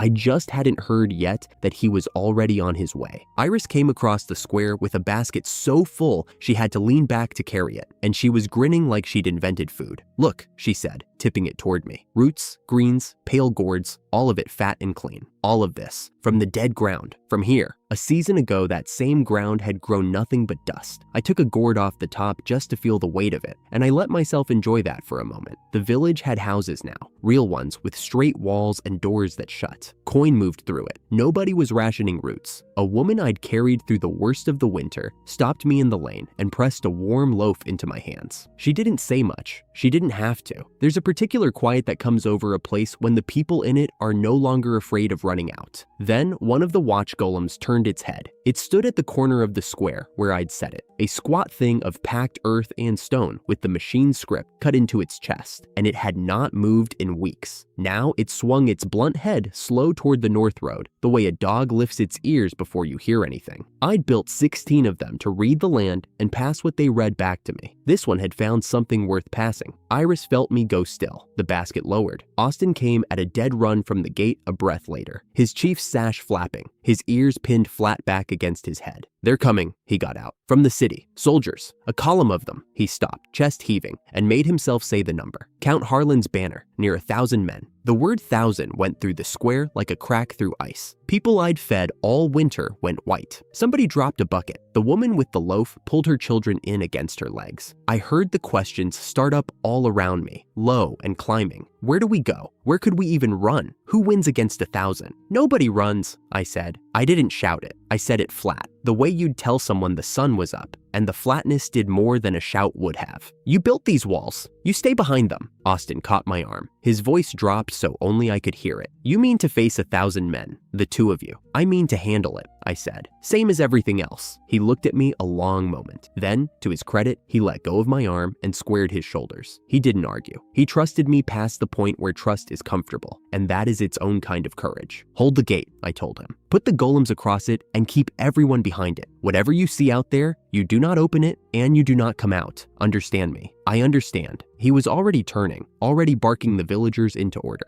I set the golems at the gate myself, 6 of them shoulder to shoulder in the gap. Their orders cut fresh into the script so they'd hold that line and nothing else. Then I walked out through them, and Iris fell into step at my side, and the gate boomed shut behind us. The army came over the low rise to the north like water coming over a lip of stone. I'd said 1,000 out loud, but a number is a small thing until you see it wearing armor. The column filled the whole width of the flat, rank behind rank behind rank. Beastfolk foot soldiers in dull iron with human officers riding the flanks, and it kept coming over that rise long after I'd have thought it should have ended. Spear points caught the sun in a moving field. The ground carried the sound of them up through my boots before I could hear it in my ears. Iris and I stood on open dirt between all of that and the wall at our backs, 2 of us. A knot of officers rode out ahead of the front rank, and at their center came the general, a big human in a lacquered breastplate, plumed and gilded, the kind of armor you wear to be seen rather than to survive. He looked at the wall. He looked at the 2 of us standing in front of it, and then he laughed, and his officers laughed with him. I'll spare you their exact words. It was the usual thing men in that much armor say. He wanted to know if the 2 of us had come out to beg, or to bargain, or whether the little sugar farmers had really sent one man and a girl to hold a field against an army, and he found each of those funnier than the last. One of his officers called toward the walls that they'd come for the land and the crop, that ownerless dirt goes to whoever's strong enough to plant a flag in it, and that we could stand aside or be walked over. It made no difference to the Count's ledger either way. I let him finish. I've found there's no profit in interrupting a man who is enjoying himself that much. Iris, I said quietly, not turning my head, stay just behind me. When I say, be ready to fly. I'm ready now. Her voice had lost all its brightness. Under the fear, I could feel her coiling. My life's yours. You know that. I won't let a single one of them touch you. Nobody's touching anyone, I said. That's the whole idea. I raised one hand, palm flat, out toward the field, and I spoke the barrier into being. Bind field is not a wall you hide behind. It is a wall you put around a thing. I'd used it small before, a door, a room, a single man held still. I had never opened it all the way, and I want to tell you what all the way looked like because I only did it once and I'd rather not do it again. The air in front of me thickened. That's the only word I have for the first instant of it. The light itself went syrup slow across a face of nothing, hundreds of paces wide, curving up and over and down around the entire host like a cupped hand closing over a swarm of flies. You couldn't see it exactly. You saw what it did to everything behind it. The dust hanging mid-fall, the plumes on the general's helm frozen halfway through a toss, 1,000 spear points that had been swaying all suddenly, perfectly, still. Then the field took hold, and it lifted. The whole army came off the ground at once. I have watched a lot of impossible things in my life. Some of them I made. That one still stops my breath when I turn it over. 1,000 men and their horses rose a full body's height into the open air and simply hung there, held, boots and hooves running on nothing.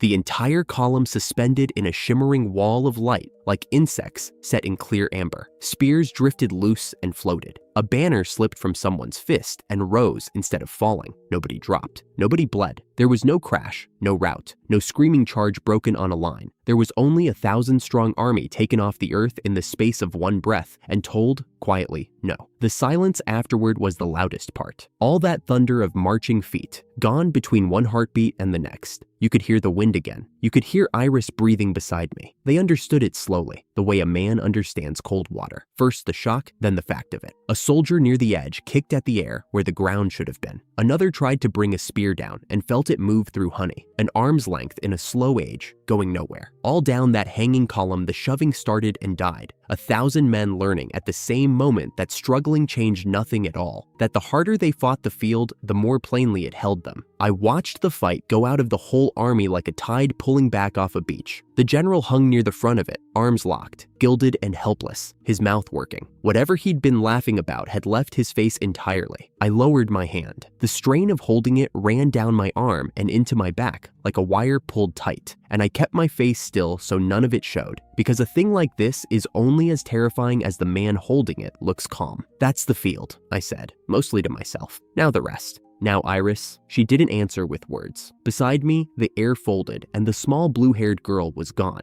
And where she'd stood, a dragon poured upward into the light, pale sky blue and twice the size of any beast the Count's men had ever tried to break, wings snapping wide, a long neck arching down for me. I caught the ridge of her shoulder and swung up, and we were airborne before the general's officers had finished understanding what they were looking at. We went out over the frozen army. From up there, the scale of the thing hit me all over again. A field of upturned faces, 1,000 of them, every eye rolling to follow the dragon crossing overhead, and not one hand able to lift a spear against her. We passed over the whole immobile length of them, slow, unhurried, in full view, and I let them see it, let them count the seconds they hung there and could do nothing. Fear does more of my work than force ever will. The general was at the rear, where the safe men always are. Iris dropped, wings cupping the air, and set me down on the churned dirt a pace from him. Up close, he wasn't laughing. His breastplate was worth more than my whole village, and it had done him no good at all. He hung with his boots off the ground, and his eyes stretched wide, and the sounds coming out of him had stopped being commands. I reached up, took a fistful of the fine cloak at his collar, and drew him down out of the field's edge so that he alone came loose and dropped, gasping, to his knees in front of me. "I have your general," I called out, and I pitched it to carry across the whole hanging army, over every officer still stuck in the light. "His life is in my hand. Look where you are. There is no version of this where you win. There is only how many of you I decide to let walk home." I've paraphrased what the officers screamed back, because it wasn't words so much as noise. A monster, they were shouting. Some devil. And then they weren't shouting anything at all. They were wheeling their horses and running. The human ones, anyway. They broke off the flanks and fled north up the road they'd come down, and they did not once look behind them. The beast folk soldiers stayed where they were, of course. They had no choice. They hung in my field, unhurt, waiting to find out what a man who could do this to 1,000 people intended to do next. What I intended was to let them down and send them home.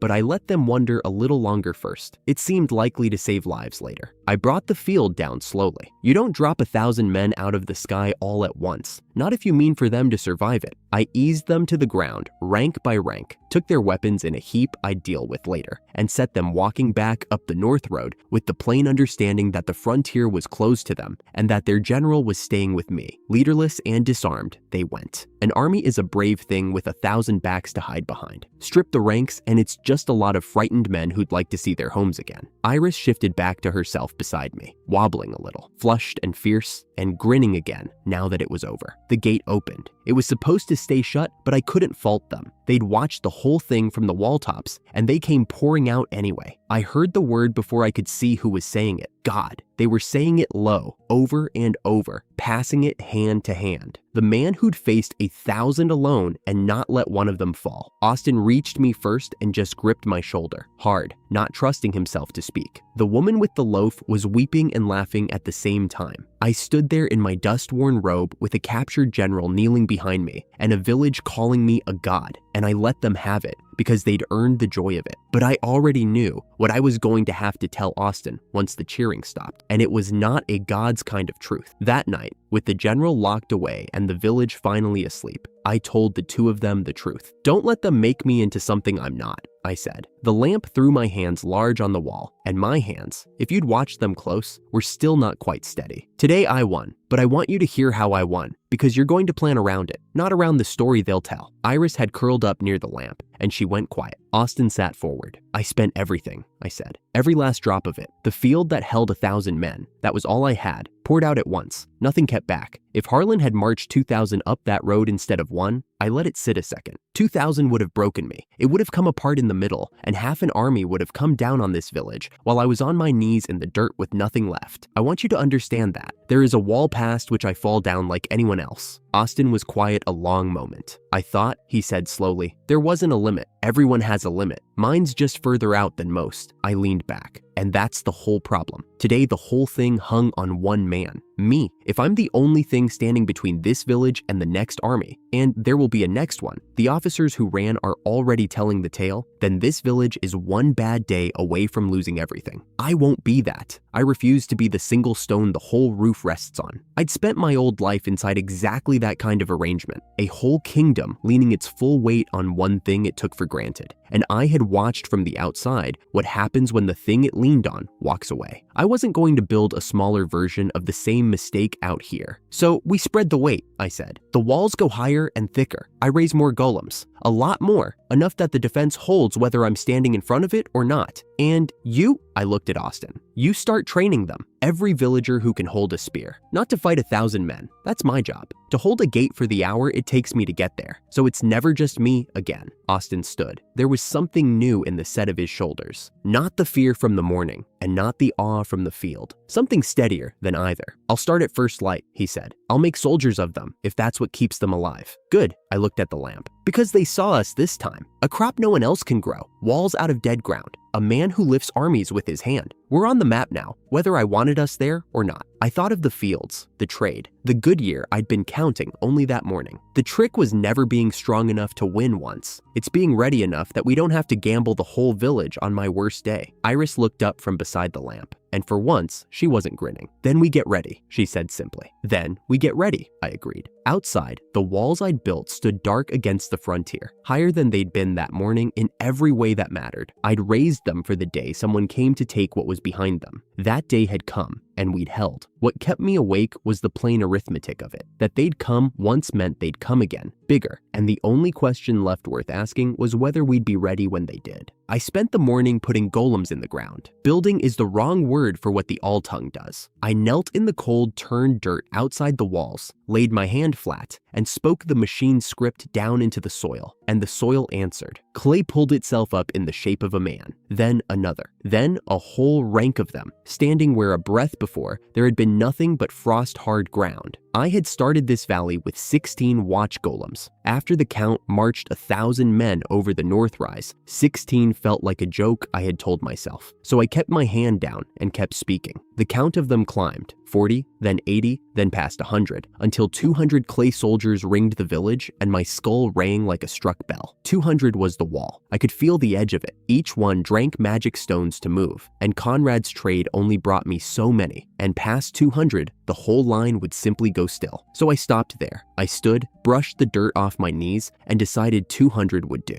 Austin climbed the new rampart to stand beside me. He looked at the ring of them the way a man looks at a flood, awe with fear underneath it, and said, in so many words, that he had watched me raise an entire army out of the dirt in the time it took him to walk one wall, and he could not decide whether to laugh or to kneel. Neither, I told him. Just count them. Remember where each one stands, so your spearmen learn the gaps. That was the whole point of 200. Not that I could hold the valley alone. The Count's army had already shown me the day I could not. The point was that the valley would never again hang on me alone. Walls, golems, Austin drilling farmers with spears in the square. The Count's own general locked in a storeroom behind us, a card I had not yet decided how to play. Layers, so that if any one of them failed, the rest still stood. I had lived in a kingdom once that leaned its whole weight on a single man. I knew exactly how that ended, because I had been the man and I had left. I thought the next threat would come the way the last one had, over a rise in armor with a horn. I was wrong. It had already started. It simply had not reached me yet. Let me tell you what was happening in the capital while I sank golems into the frontier. The machines were dying. I had left them a manual, every system in the city written out plain, step by step, simple enough that a child could keep it fed. What I could not write down was the machine script itself. The golems, the water pumps, the great sealing engine in the vaults. All of them answered a language only I spoke, and a language you cannot read is a machine you can only stand and watch break. The Western Golem unit went first. One morning, the sentries along the west wall simply stopped, mid-stride, and stood there like statues, and not one man at court could tell you why. Then, the eastern water system failed. The fountains in the low districts ran dry, and the people who drew their water there had none. not for washing, not for drinking. All of it could be repaired. Everything in that city could be repaired, with a mountain of magic stones and a man who could speak to the stone. The capital had neither. After that, the failures found a rhythm. A bathhouse boiler in the merchant quarter went cold overnight. A grain lift in the north granary froze with its load half raised and would not let it down. Small things on their own, each one a thing that had run for years without a single soul sparing it a thought, because I had set it running before I left. Pull the one man who speaks to the machines out of a city built on machines, and the city does not fall in an afternoon.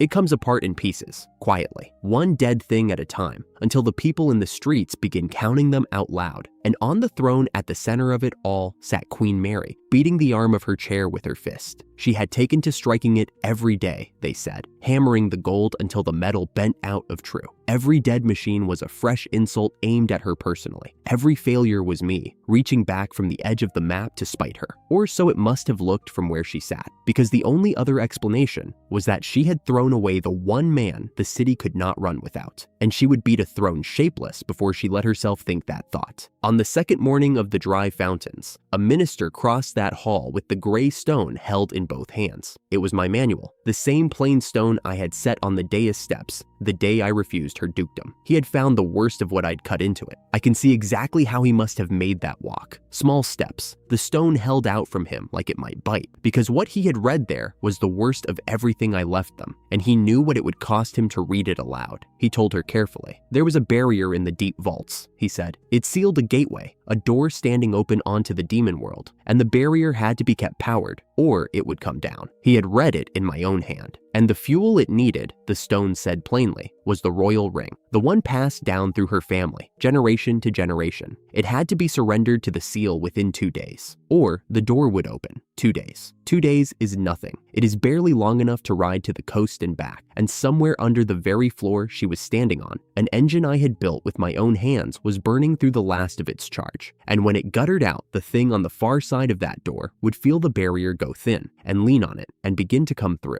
The manual named the hour it would happen. It named the fuel that would stop it. It named everything except how to make a proud woman spend what the fuel would cost her. I had stood in that same hall years before and warned them about that door. I had named the seal to their faces, told them what it held back and what it cost to hold it shut. They had heard a servant being tiresome. Now the servant was gone, the bill had come due, and it was written out in my own handwriting. The queen refused. She would not, she said, burn her jewels as firewood. Paraphrase it however you like. The meaning was that plain. Her ring, the oldest thing she owned, dropped into some vault engine like a log tossed into a stove? Unthinkable. Find magic stones, she told them. Buy the power some other way. That was what ministers were for. The minister, to his credit, told her the truth. There was no money. The treasury had been scraped down to the boards by tax after tax after tax, and the people had nothing left to give. They were already going without water in the low districts. So she gave her order anyway, taxed them harder, and the ones who could not pay, the idle, she called them the lazy, put them to work in chains until the debt was cleared. The minister stopped arguing. That is the part that stays with me, not the shouting, the silence after it. He stood in the center of that hall holding the stone that told him precisely how to save the city, and he closed his mouth, bowed, and backed toward the door, because he had finally understood there was no version of the truth she would hear. And deep under the palace, behind him, a door onto the demon world had 2 days left on it, and not one soul in that city meant to spend the one thing that could keep it shut. Understand what she did there, because I have turned it over 100 times since. It was not that she failed to grasp the danger. The minister laid it out plainly in daylight, twice. It was not that she had no way to pay. The price was already sitting on her own hand. She heard the whole city's life named out loud, set it on a scale against a single ring, and found the ring the heavier of the two.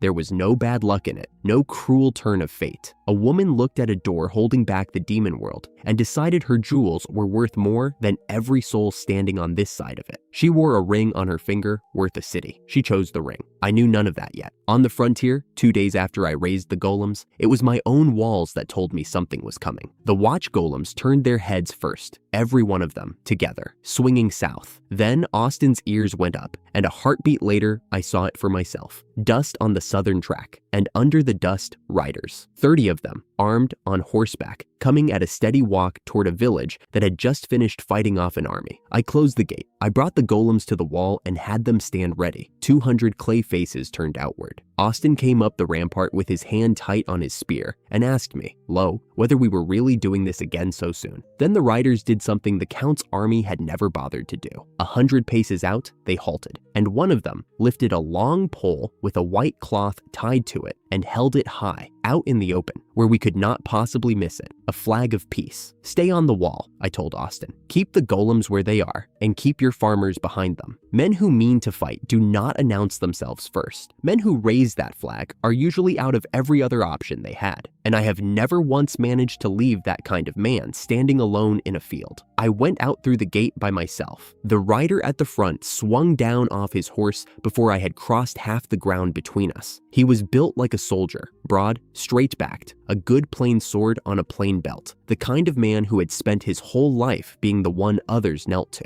Up close, I could read the road on him, days of it, no sleep in the deep lines around his eyes. I am Baron Alden, he said. My lands lie 2 days east of here. Forgive the swords. These are the last 30 men I have. Then the Baron lowered himself down onto one knee in the frontier dirt, in full view of the whole village, and I understood this was not going to be a negotiation. They say you closed a demon gate once. His voice stayed level, a man laying out facts. Alone, with the all-tongue in the court before you left it. He lifted his head to look at me. One has torn open in my land. It has been 3 days now. Monsters come through it faster than my men can fall. I cannot close it, and so I have ridden to the only man alive who can. I told him to stand. He did not. I went to the crown first. The level tone cracked now, just along its edges. I knelt in a hall finer than this one, and I begged for soldiers, for a mage, for anything at all. They gave me a number instead, a tax I could never hope to pay. And when I said as much to their faces, they told me they would seize my land for the debt and put my people to work in chains, and be grateful for the labor. His hands closed into fists on his knee. The people I was born to protect. That was the help the crown gave me. Behind me, I heard Austin make a low, disgusted sound in his throat. He had grown up half believing that the kingdom in the distant capital was at least, in its cold way, a kind of order. He was learning, right there on the wall, what I had learned in a throne room years ago. I looked at this proud man kneeling in the dirt, a noble of the Dragon Kingdom, the very kingdom that had loaded me into a carriage and dumped me at the edge of the map, bowing to me. There was a version of me that might have savored that a long moment. Mostly, I just felt tired. And then, underneath the tired, I felt the old pull I always feel toward a door standing open where no door should be. Stand up, Baron, I said. I'll come. He stared at me as though he had misheard, so I said it plainer. His people had not torn that gate open, and they did not deserve what was crawling out of it, and that was reason enough on its own. The crown did not enter into it. I was not riding east for the Dragon Kingdom. I was riding because a door onto the demon world had opened in a field 2 days from here, and I was the man who could shut it, and there is no version of me that leaves a thing like that hanging open. He rose. He took my forearm in his grip like a drowning man taking hold of a thrown rope. 2 days east, a gate onto the demon world stood open in the Baron's fields, spilling monsters into his farms. And a second gate, the one buried under the palace, the one I had warned them about at the very beginning of all this, had a clock running down on it that I did not even know had started. The kingdom that had thrown me away was about to need me at 2 doors at once. I only knew about one of them. 2 days east, I reached the edge of Baron Alden's country, where the frontier grass gave up and his plowed fields took over. Iris had come with me. She would not hear of me walking up to a demon gate alone, and she kept her girl's shape the whole way, saving her wings for a fight I was hoping not to need. He met me at his own gate, road-worn and sleepless, and thanked me before I'd done a single thing. An hour's ride past the last wall, the mountain stood with a wound torn in its side, a gate onto the demon world, open and leaking monsters down into his farms for 3 days now. We climbed. The Baron rode close, a dozen of his knights strung out behind us, the last men a broken lord could still put in the saddle. He talked as we went, quick and low, the way a man talks to keep his own fear at bay. His farmers had scattered. 2 hamlets on the mountain's foot stood empty. He'd sent word to the crown for aid and gotten back a threat to seize his land if he couldn't hold it himself. That was the kingdom I'd left, showing its face again. I told him to save his breath for the climb. Halfway up the path, the thing he'd feared came down to meet us. Kobolds. A whole pack of them, low and snarling, teeth bared, spilling across the loose stone with the easy speed of animals that had done this before. The knights had their swords out before I could open my mouth. Steel everywhere, horses shying, a man shouting to hold the line and hold it now. I did not draw anything. I had nothing to draw. Bind field, I said, and set it over the path. The air went thick and still. Every kobold in the pack stopped mid-stride, held exactly where it stood, a snarl frozen half open on the jaw of the nearest one. Not one of them harmed, just held. The whole warband pinned in place, breathing, glaring, unable to move a claw. Baron Alden let out a long breath beside me. This many, frozen in a single heartbeat. He looked at me the way men look when a rumor turns out to be smaller than the truth. So the stories about you were real. One of his knights found his voice and said we should put them down now while they couldn't fight back. Burn the lot and be done. No risk to anyone. A few of the others took it up, low and eager. An easy kill was sitting right there in front of them. No, I told them, and I stepped off my horse and walked toward the pack. I walked in among them, past the drawn swords, past the Baron's warning, right up to the pack no other man there would go near. Every eye on that path was on me, certain they were about to watch a man get torn apart for his arrogance. Here is the thing none of them understood. I could have killed that whole pack from where I stood, held them and ended them, and never broken a sweat doing it. Killing was the easy road, and it was the one I least wanted to take. A slaughtered pack teaches nothing and settles nothing. Something out here had gone wrong enough to send demons pouring into a man's fields, and I wanted the reason, not the corpses. So I knelt low until my face was level with the nearest one, and I spoke to it in its own tongue.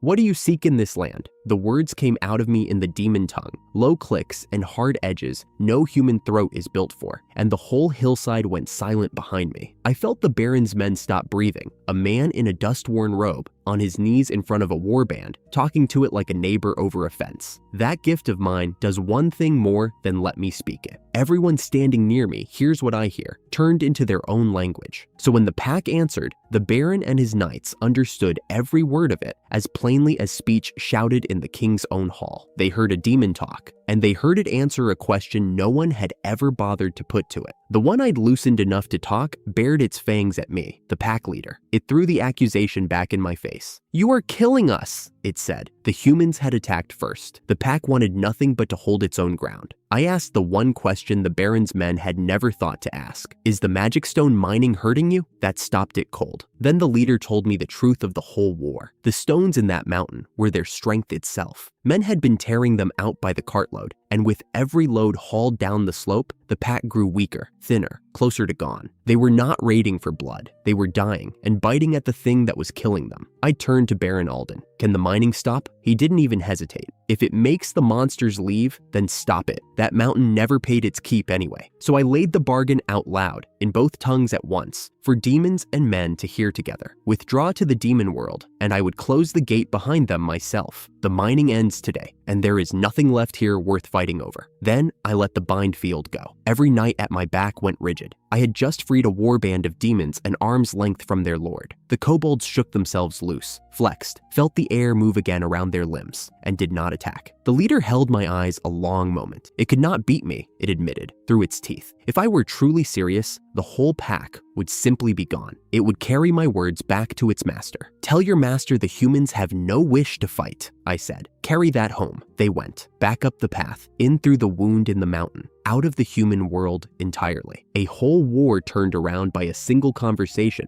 and not one thing left dead on the stones. Behind me, a knight said, barely above a whisper, that I had turned an army back with nothing but words. He wasn't wrong. Every man on that mountain had ridden up expecting a slaughter, and every one of them rode back down having watched a war end at the sound of a question. That was the weapon the kingdom had exiled, not a sword, a sentence. I wasn't there for what came next. I only heard it pieced together afterward, the way you learn a thing that happened on the far side of a shut door. But it matters to everything that came later, so let me tell it. The pack carried my message home, across the gate, to the one they had called their master, a demon general, the kind of thing that moves whole armies and does not flinch. And the general heard them out. A human had frozen an entire pack without killing one of them. A human had spoken the demon tongue as though born to it. A human had wielded spirit magic like drawing breath, and the general went still, because he knew that description. Not a rumor of it. He knew it the way you know the face of the thing that once nearly killed you. Every general on that side of the gate knew it.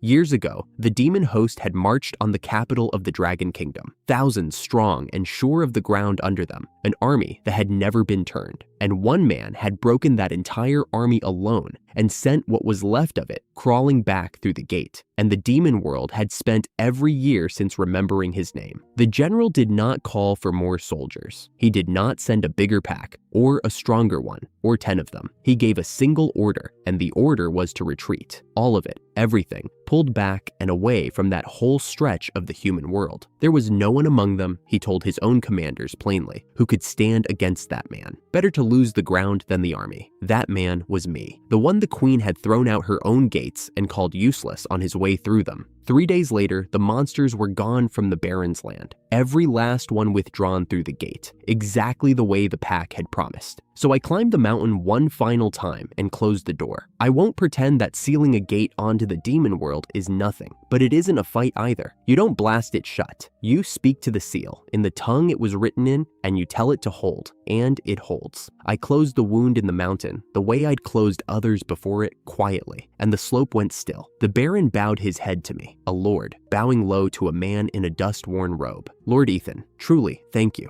Without you, my people would already be gone. He asked how he could ever repay it, then admitted, half ashamed, that the crown's taxes had stripped him of almost anything worth giving. I told him I didn't need repaying. It had been no trouble at all. He wouldn't hear it. Land, a knighthood, something. So I asked him for the one thing he could actually afford to give. If you'd allow it, I said, letting our village trade with your lands would be more than enough. He laughed, that startled laugh of a man braced for a bill that never arrives. Something so simple as that, he said, and that was all I would ask of him. Trade between two territories was a lord's own right. The crown had no lawful say in it whatsoever. He said it with a small hard satisfaction, and I understood it. Here was a man the crown had taxed to the bone and then abandoned, handing his loyalty and his trade to the exile the crown had thrown away, and there was nothing the queen could do about it. Another quiet crack running between a lord and the throne he no longer trusted. He agreed on the spot and gripped my hand on it. So Iris and I turned for home 2 days west, with a demon war ended, a gate sealed, and a trade partner bound to my village. And no idea at all that a second door, the one I had warned them about years ago to their faces, was at that very hour tearing itself open in the worst place in the whole kingdom. Let me tell you what was happening in the capital while I sealed that gate 2 days east. The seal I had set under the palace, the one holding the demon world gate buried beneath the city, had run out its clock. It had to be fed the royal ring inside 2 days, or it would fail. The queen never spent the ring. She had called her jewels firewood and let the days burn down to nothing while she waited for the problem to belong to someone else. So the gate opened, not out on some far frontier mountain where a man like me could ride to it. Inside the capital walls, a tear ripping open in the air in the middle of the city, in the middle of all those people, and things beginning to come through it into streets that had nowhere left to run.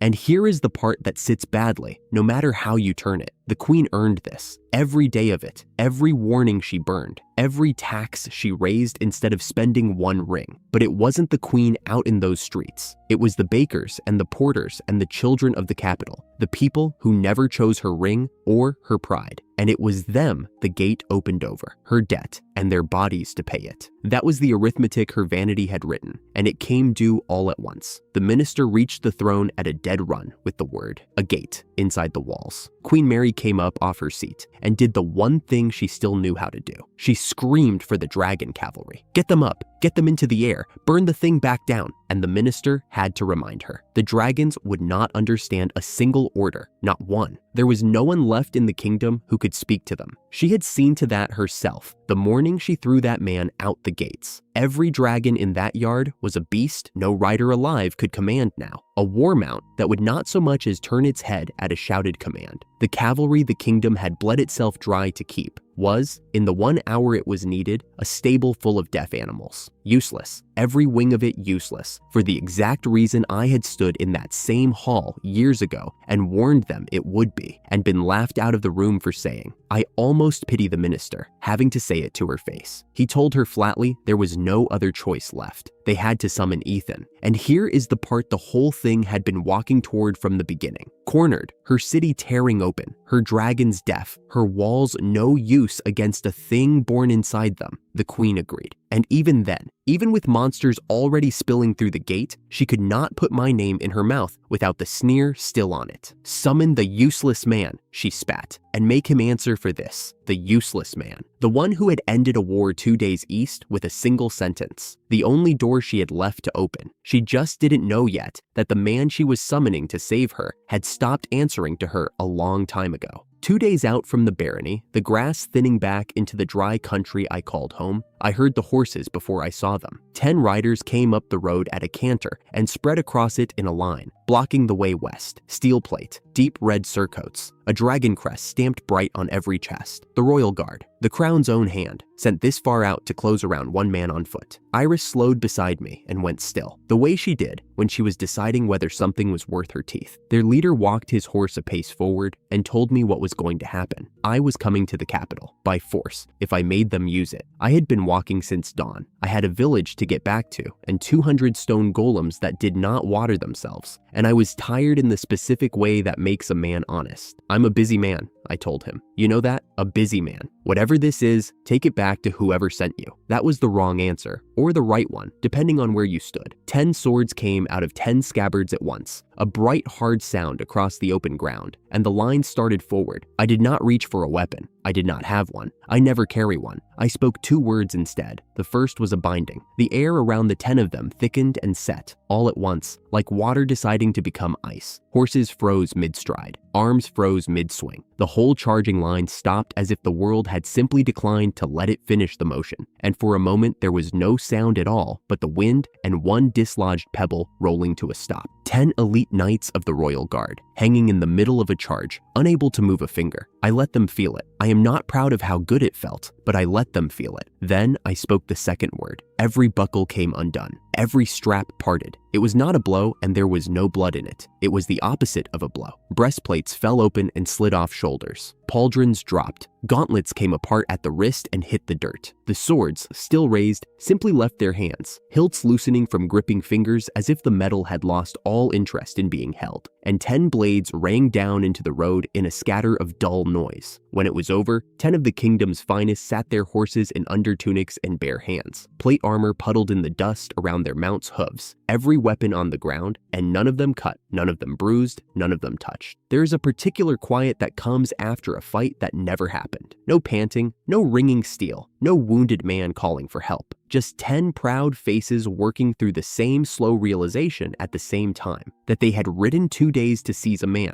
drawn on him together, 10 to 1, and never once come within reach of him, that it had cost them nothing to try and had cost me nothing to answer, that the distance between what they were and what I was could not be crossed by anything they owned. The barrier still held them. They could breathe and blink and stare at me with widening eyes, and nothing else. I let it sit. A year ago, the capital had decided I was worth less than the dirt they'd exiled me into, and here was the capital's own answer to that. 10 of its best, disarmed like children in a field, and grateful I hadn't done worse. I did not gloat. I did not need to. The silence was doing all the work a man could ask of it. I picked up my one bag from where I had set it down. I did not hurry. The binding fades on its own before long, I said, turning back the way I was already going. When it does, gather your things and go home to the kingdom. Tell whoever sent you that I was busy. And I started walking west. I got perhaps 10 paces before the shouting started. Wait, please! I kept walking. I had heard the crown's voice enough times in my life to know it always wants one more thing. Behind me, the binding must have been thinning, because I heard a man slide down off his horse and hit his knees in the dirt. When I glanced back, one of them had crawled forward to the edge of what he could reach. No armor, no sword, just a frightened man in a sweat-dark tunic with his hands open in front of him. "We beg you," he said, and his voice cracked on it. "The kingdom is going to be destroyed." That was not the thing a man says to make you turn around for the crown. That was a different thing entirely. I stopped. "The gate," he said, when he saw he had me. The words came out of him in a flood then, tripping over each other. The demon world gate. The seal failed. It tore open,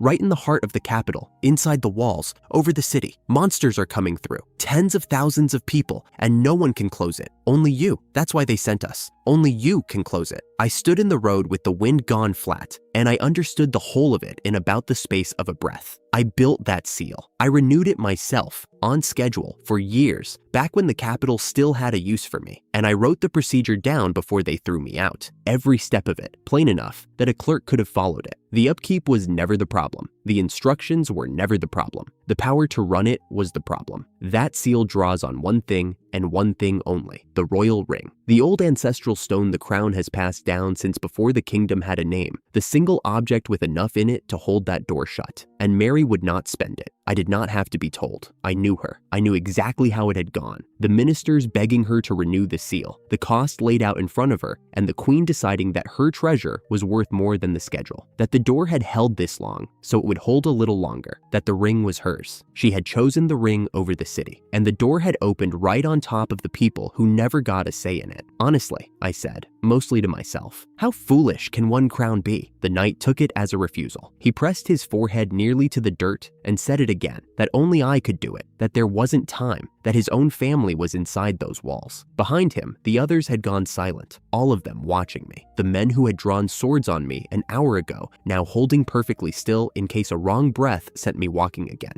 And there it was, the choice laid out clean in the road. I owed the crown nothing, less than nothing. Mary exiled me, called me useless with the whole court listening, and then, when her greed cracked her own kingdom open, sent 10 men to drag me back in chains to fix it. There is a kind of justice that would have me keep walking. Let the door stand open. Let the debt come due on the woman who ran it up. Let her stand in her burning capital and learn, finally, exactly what the useless man was worth. I will not pretend the thought didn't have its pull. It had a strong one, and it had teeth. Every cold thing the crown had done to me lined up behind it and pushed. The drawn swords an hour ago, the word useless said in front of the whole court, the gate closing at my back with nothing on the other side but exile. A door had opened over her city. I had built the door. I had built the lock. She had thrown away the key to spite me and hoard her stone. And now the very thing I made was going to swallow her whole. I could stand here in this road and let it. No one alive could say I hadn't earned the right. But I kept seeing the number. Tens of thousands. Not the queen, not her court, not the smirking faces that had watched me thrown out the gate. Tens of thousands of people who had never wronged me, who did not own a ring, who had woken up this morning in a city they thought was safe and were now going to die for a choice a woman in a crown made about her jewelry. If I walked away from that road to punish Mary, then it was not Mary I would be stepping over. It was them. Their bodies would be the price of my justice, the same way they were the price of her greed. And I would have made myself into the thing I hated by the same arithmetic she used. I would not do that. Not to be right. Not to be even. I let out a long breath and looked at Iris. She had come up beside me without a sound, and there was no question in her face, only anger. Anger at the crown, at the whole rotten mess of it. But under the anger, she was already braced, already waiting to hear me say it, because she knew me, and she knew what I was going to say before I did. Fine, I said. I'll go to the capital. The kneeling knight made a sound I won't try to describe, relief and terror all at once, and started babbling thanks. I cut him off with a look. Understand me, I said, and I made sure it landed on every one of them, on all 10 of those bare-handed men in the dust. I am not going for your queen. I would not cross this road for her. I am going because there are people in that city who did nothing to deserve what she's brought down on them, and I will not let them burn to teach her a lesson she should have learned a long time ago. I turned toward the east, toward the far smudge of horizon, where the capital sat 2 days off, 2 days at a hard ride, and no time at all if I did not have to ride. I did not have to ride. Iris was already changing beside me, the shape of the girl pouring upward and out into something with wings, sky blue and enormous against the flat noon light, her shadow falling long across the road and the scattered armor and the 10 men on their knees. I looked back one last time at the royal guard of the Dragon Kingdom, sitting stripped and helpless in the dirt they had meant to arrest me in, and I felt none of the satisfaction I'd felt an hour ago. That had drained out somewhere between here and the word capital. What I felt now was heavier and colder, and entirely made up of the 2 days of flying ahead and the woman waiting at the end of them. She had summoned the useless man. She was about to get him, just not the way she thought, and not for anything she wanted. I was coming for the city. When the city was safe, the queen and I were going to have a conversation that had been waiting a long time, but that was for after. First, the door. I climbed up, and Iris took the sky, and the dry country fell away underneath us as we turned toward the smoke I could not see yet, but already knew was there. The smoke I could not see 2 days ago filled the whole eastern sky now,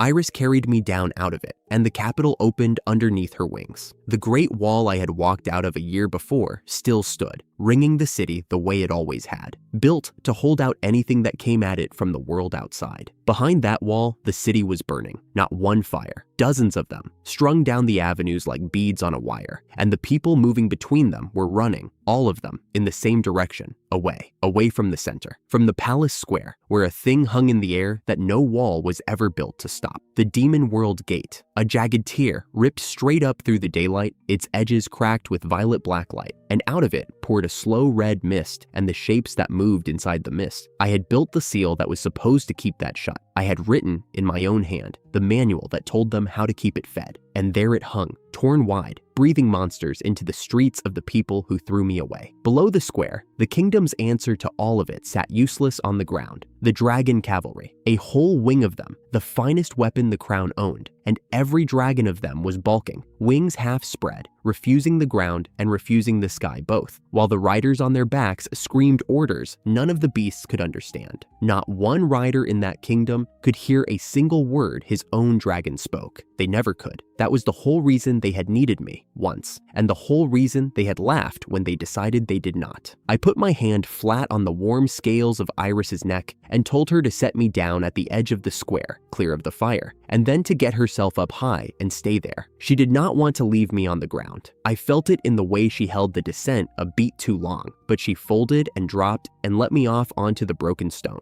And then she lifted away, and I was alone at the foot of the thing I had come 2 days to close. I did not run at it. I did not raise a hand. Everyone else in that square was doing one of two things. They were dying, or they were watching a filthy man in a travel-worn robe walk toward the tear in the world, as if he had an appointment with it. Guards stood frozen against the walls, swords out, doing nothing, because there is nothing a sword does to a hole in the air. A knot of court officials had gathered under the palace steps behind me, and I heard the murmur go through them when they saw my face. The interpreter, the useless one, the one she sent away. I did not turn around for them, not yet. I walked to the mouth of the gate, close enough that the red mist curled around my boots, and I spoke. The words did not come out in the tongue those officials could follow. They came out in the demon tongue, low and flat, the way you speak to something that has to choose whether to answer. Stand down. You know my voice, and you know what happened the last time we met. On the far side of the tear, something heard me. I could not see him. I did not need to.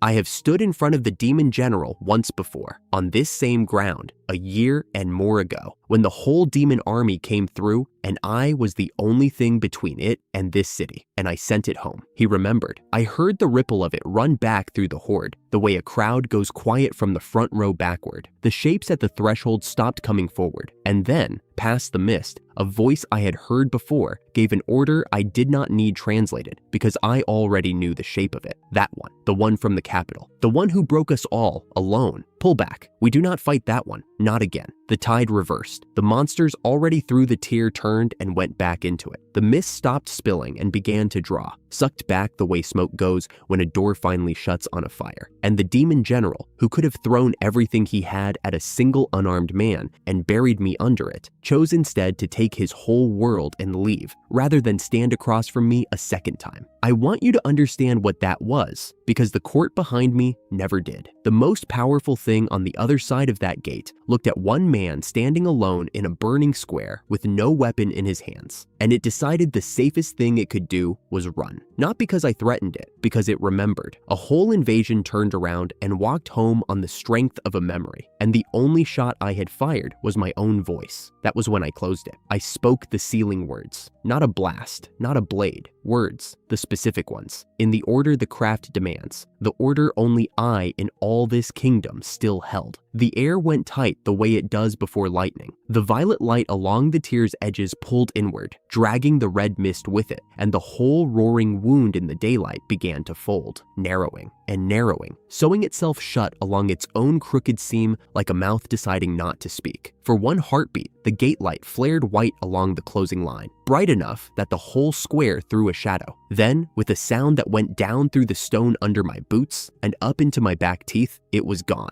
Just sky, just smoke, thinning against ordinary blue. Behind me, the square had gone silent. The fires still burned, but no one was screaming anymore. Tens of thousands of people in that city were going to live through the night, and not one of them had been saved by a weapon. They had been saved by the one tongue no other man in the world could speak, worked by the man their queen had called worthless to his face in front of her whole court. Somewhere in the knot of officials behind me, a voice said it out loud, small and stunned. He closed it, with words. He actually closed it. I let the seal settle. Then I turned my back on the space where the gate had been, and I walked toward the palace steps, because the harder thing was still inside, sitting on a cracked throne, and I had not come all this way only to fix her ceiling. The throne room had not survived the day. Half the ceiling was open to the smoke. A great crack ran up through the dais and split the throne itself, and the long hall where I had once stood to be sentenced was full of people again, the same court, the nobles, the ministers, the guards, the ones who had watched her exile me and had found it funny. They were pressed back along the walls now, filthy and frightened, and every one of them turned to watch me come up the center of the room the way you exile a man, in full view with an audience. Queen Mary was not on the throne. She was in front of it, on the broken stone, on her knees. And when I stopped a dozen paces off, she lifted the crown off her own head with both shaking hands and held it out to me. I will not give you her words the way she gave them, because they do not deserve to be quoted. She offered me the kingdom. She said it could be mine, all of it, if I would only take the crown out of her hands and stay. She said she would kneel. She said she would give me anything I named. She begged me, in front of every soul who had watched her throw me out of this room, not to leave her to what was coming. The court heard all of it. That was the part she could not stop. A year ago, she had unmade me in public, and now she was unmaking herself the same way, in front of the same faces, and there was no private version of it left to offer. I looked at the crown in her hands for a long moment. Then I looked at her. "Keep your crown," I said. "I spent years being your useless interpreter. I have no wish to spend one single hour being your king." Her hands did not come down. She stared up at me as if she had not heard, as if the offer had been so large it could not possibly fail. So I made her hear the rest. I let my voice carry, because this had never been a thing to say quietly. It was owed in public, and I meant to pay it in public, in front of every witness who had laughed. "You called my gift a liar's trick," I told her, and I told the room. "You stood on that throne and told this whole court that what I do is a cheap trick and I am a cheap man. Then your dragons went silent, your machines died, your cooling failed, and your guards froze at their posts, and your seal broke open over your own city. Every single thing, exactly the way I stood here and warned you it would." The court was dead quiet. I let each one land before I gave them the next. "You held the one thing that could have paid the seal, the royal ring. It was in your hand this whole time, and you kept it shut in a box because spending it cost you something, and you decided your treasure was worth more than the roof over 100,000 lives. So the seal starved, and the gate opened over your city. Your greed tore that hole in the world, not my failure, not my instructions. Your hand closed around a ring you would not open." She flinched at that. I did not stop. "You want to know the part that took me a year to say out loud?" I told the room. "It was never the exile that cut deepest. You can send a man to the edge of the map, and he can build a life there. What cut was standing in this exact room while every person in it decided I was nothing, and being right, and having no way on earth to prove it? You made the whole court blind on purpose,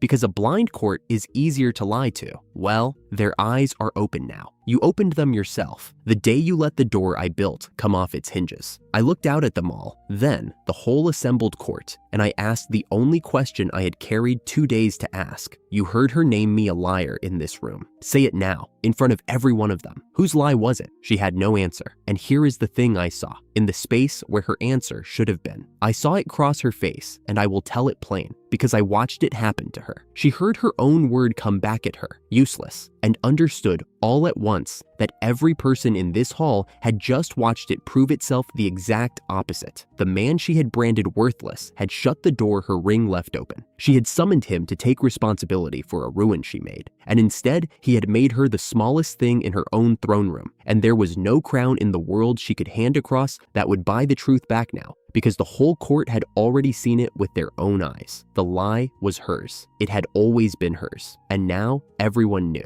Then I stopped watching her, because I had said what I came to say, and the rest was only leaving. "I did not come back for you," I told her. "I came back for them. The people out in those streets, the ones who were going to burn for a mistake that was never theirs. Not for you, never for you. I let a breath go by. You wanted the useless man to take responsibility. He did. Your city is standing. You are not welcome to a word of thanks from him. I turned to go, and I gave her the last of it over my shoulder. The only sentence I truly needed her to keep. You have the ring. You have the crown. You have the ashes you made of all of it. Rule them. I am going home. Behind me, I heard the crown come down against the broken stone. Not thrown, dropped, from hands that had finally understood there was no one left in the room who would take it. It rang once on the cracked dais and rolled, and nobody moved to pick it up. Not her, not one of her ministers, not a single guard. A gold circle turning in the dust of the throne room, where a year ago she had passed sentence on me, and now it was only a thing on the floor that no one wanted to touch. I did not slow down for the sound of it. I had heard everything from that room I ever needed to hear. No one stopped me. The court did not part for me the way courts part for kings. They parted for me the way people part for something they finally understand they should be afraid of, and something they know, too late, they were wrong about. As I passed down the length of that hall, I heard it start behind me, a whisper, and then more of them, running along the walls. Everything he warned us of, every word of it was true. That was the sound I had wanted for a year. It was quieter than I had imagined, and it was enough. Iris dropped out of the high smoke the moment I cleared the palace steps, and she was on the stone before I finished crossing the square. I climbed onto her neck. There was no ceremony to it. Behind me, a whole kingdom was rearranging itself around what it had just learned, and I did not stay to watch it happen. I had a ring's worth of nothing that belonged to me back there, and everything that mattered was 2 days west. She took the sky. The burning capital fell away underneath us, the wall shrinking, the smoke bending off to the north, and the long dry country I had crossed to get here opened up ahead in the low gold light of the late sun. I felt the cold thing in my chest, the one I had carried into that throne room, come loose and lift off me somewhere over that empty land. I was a free man, no title, no crown, nothing owed in either direction.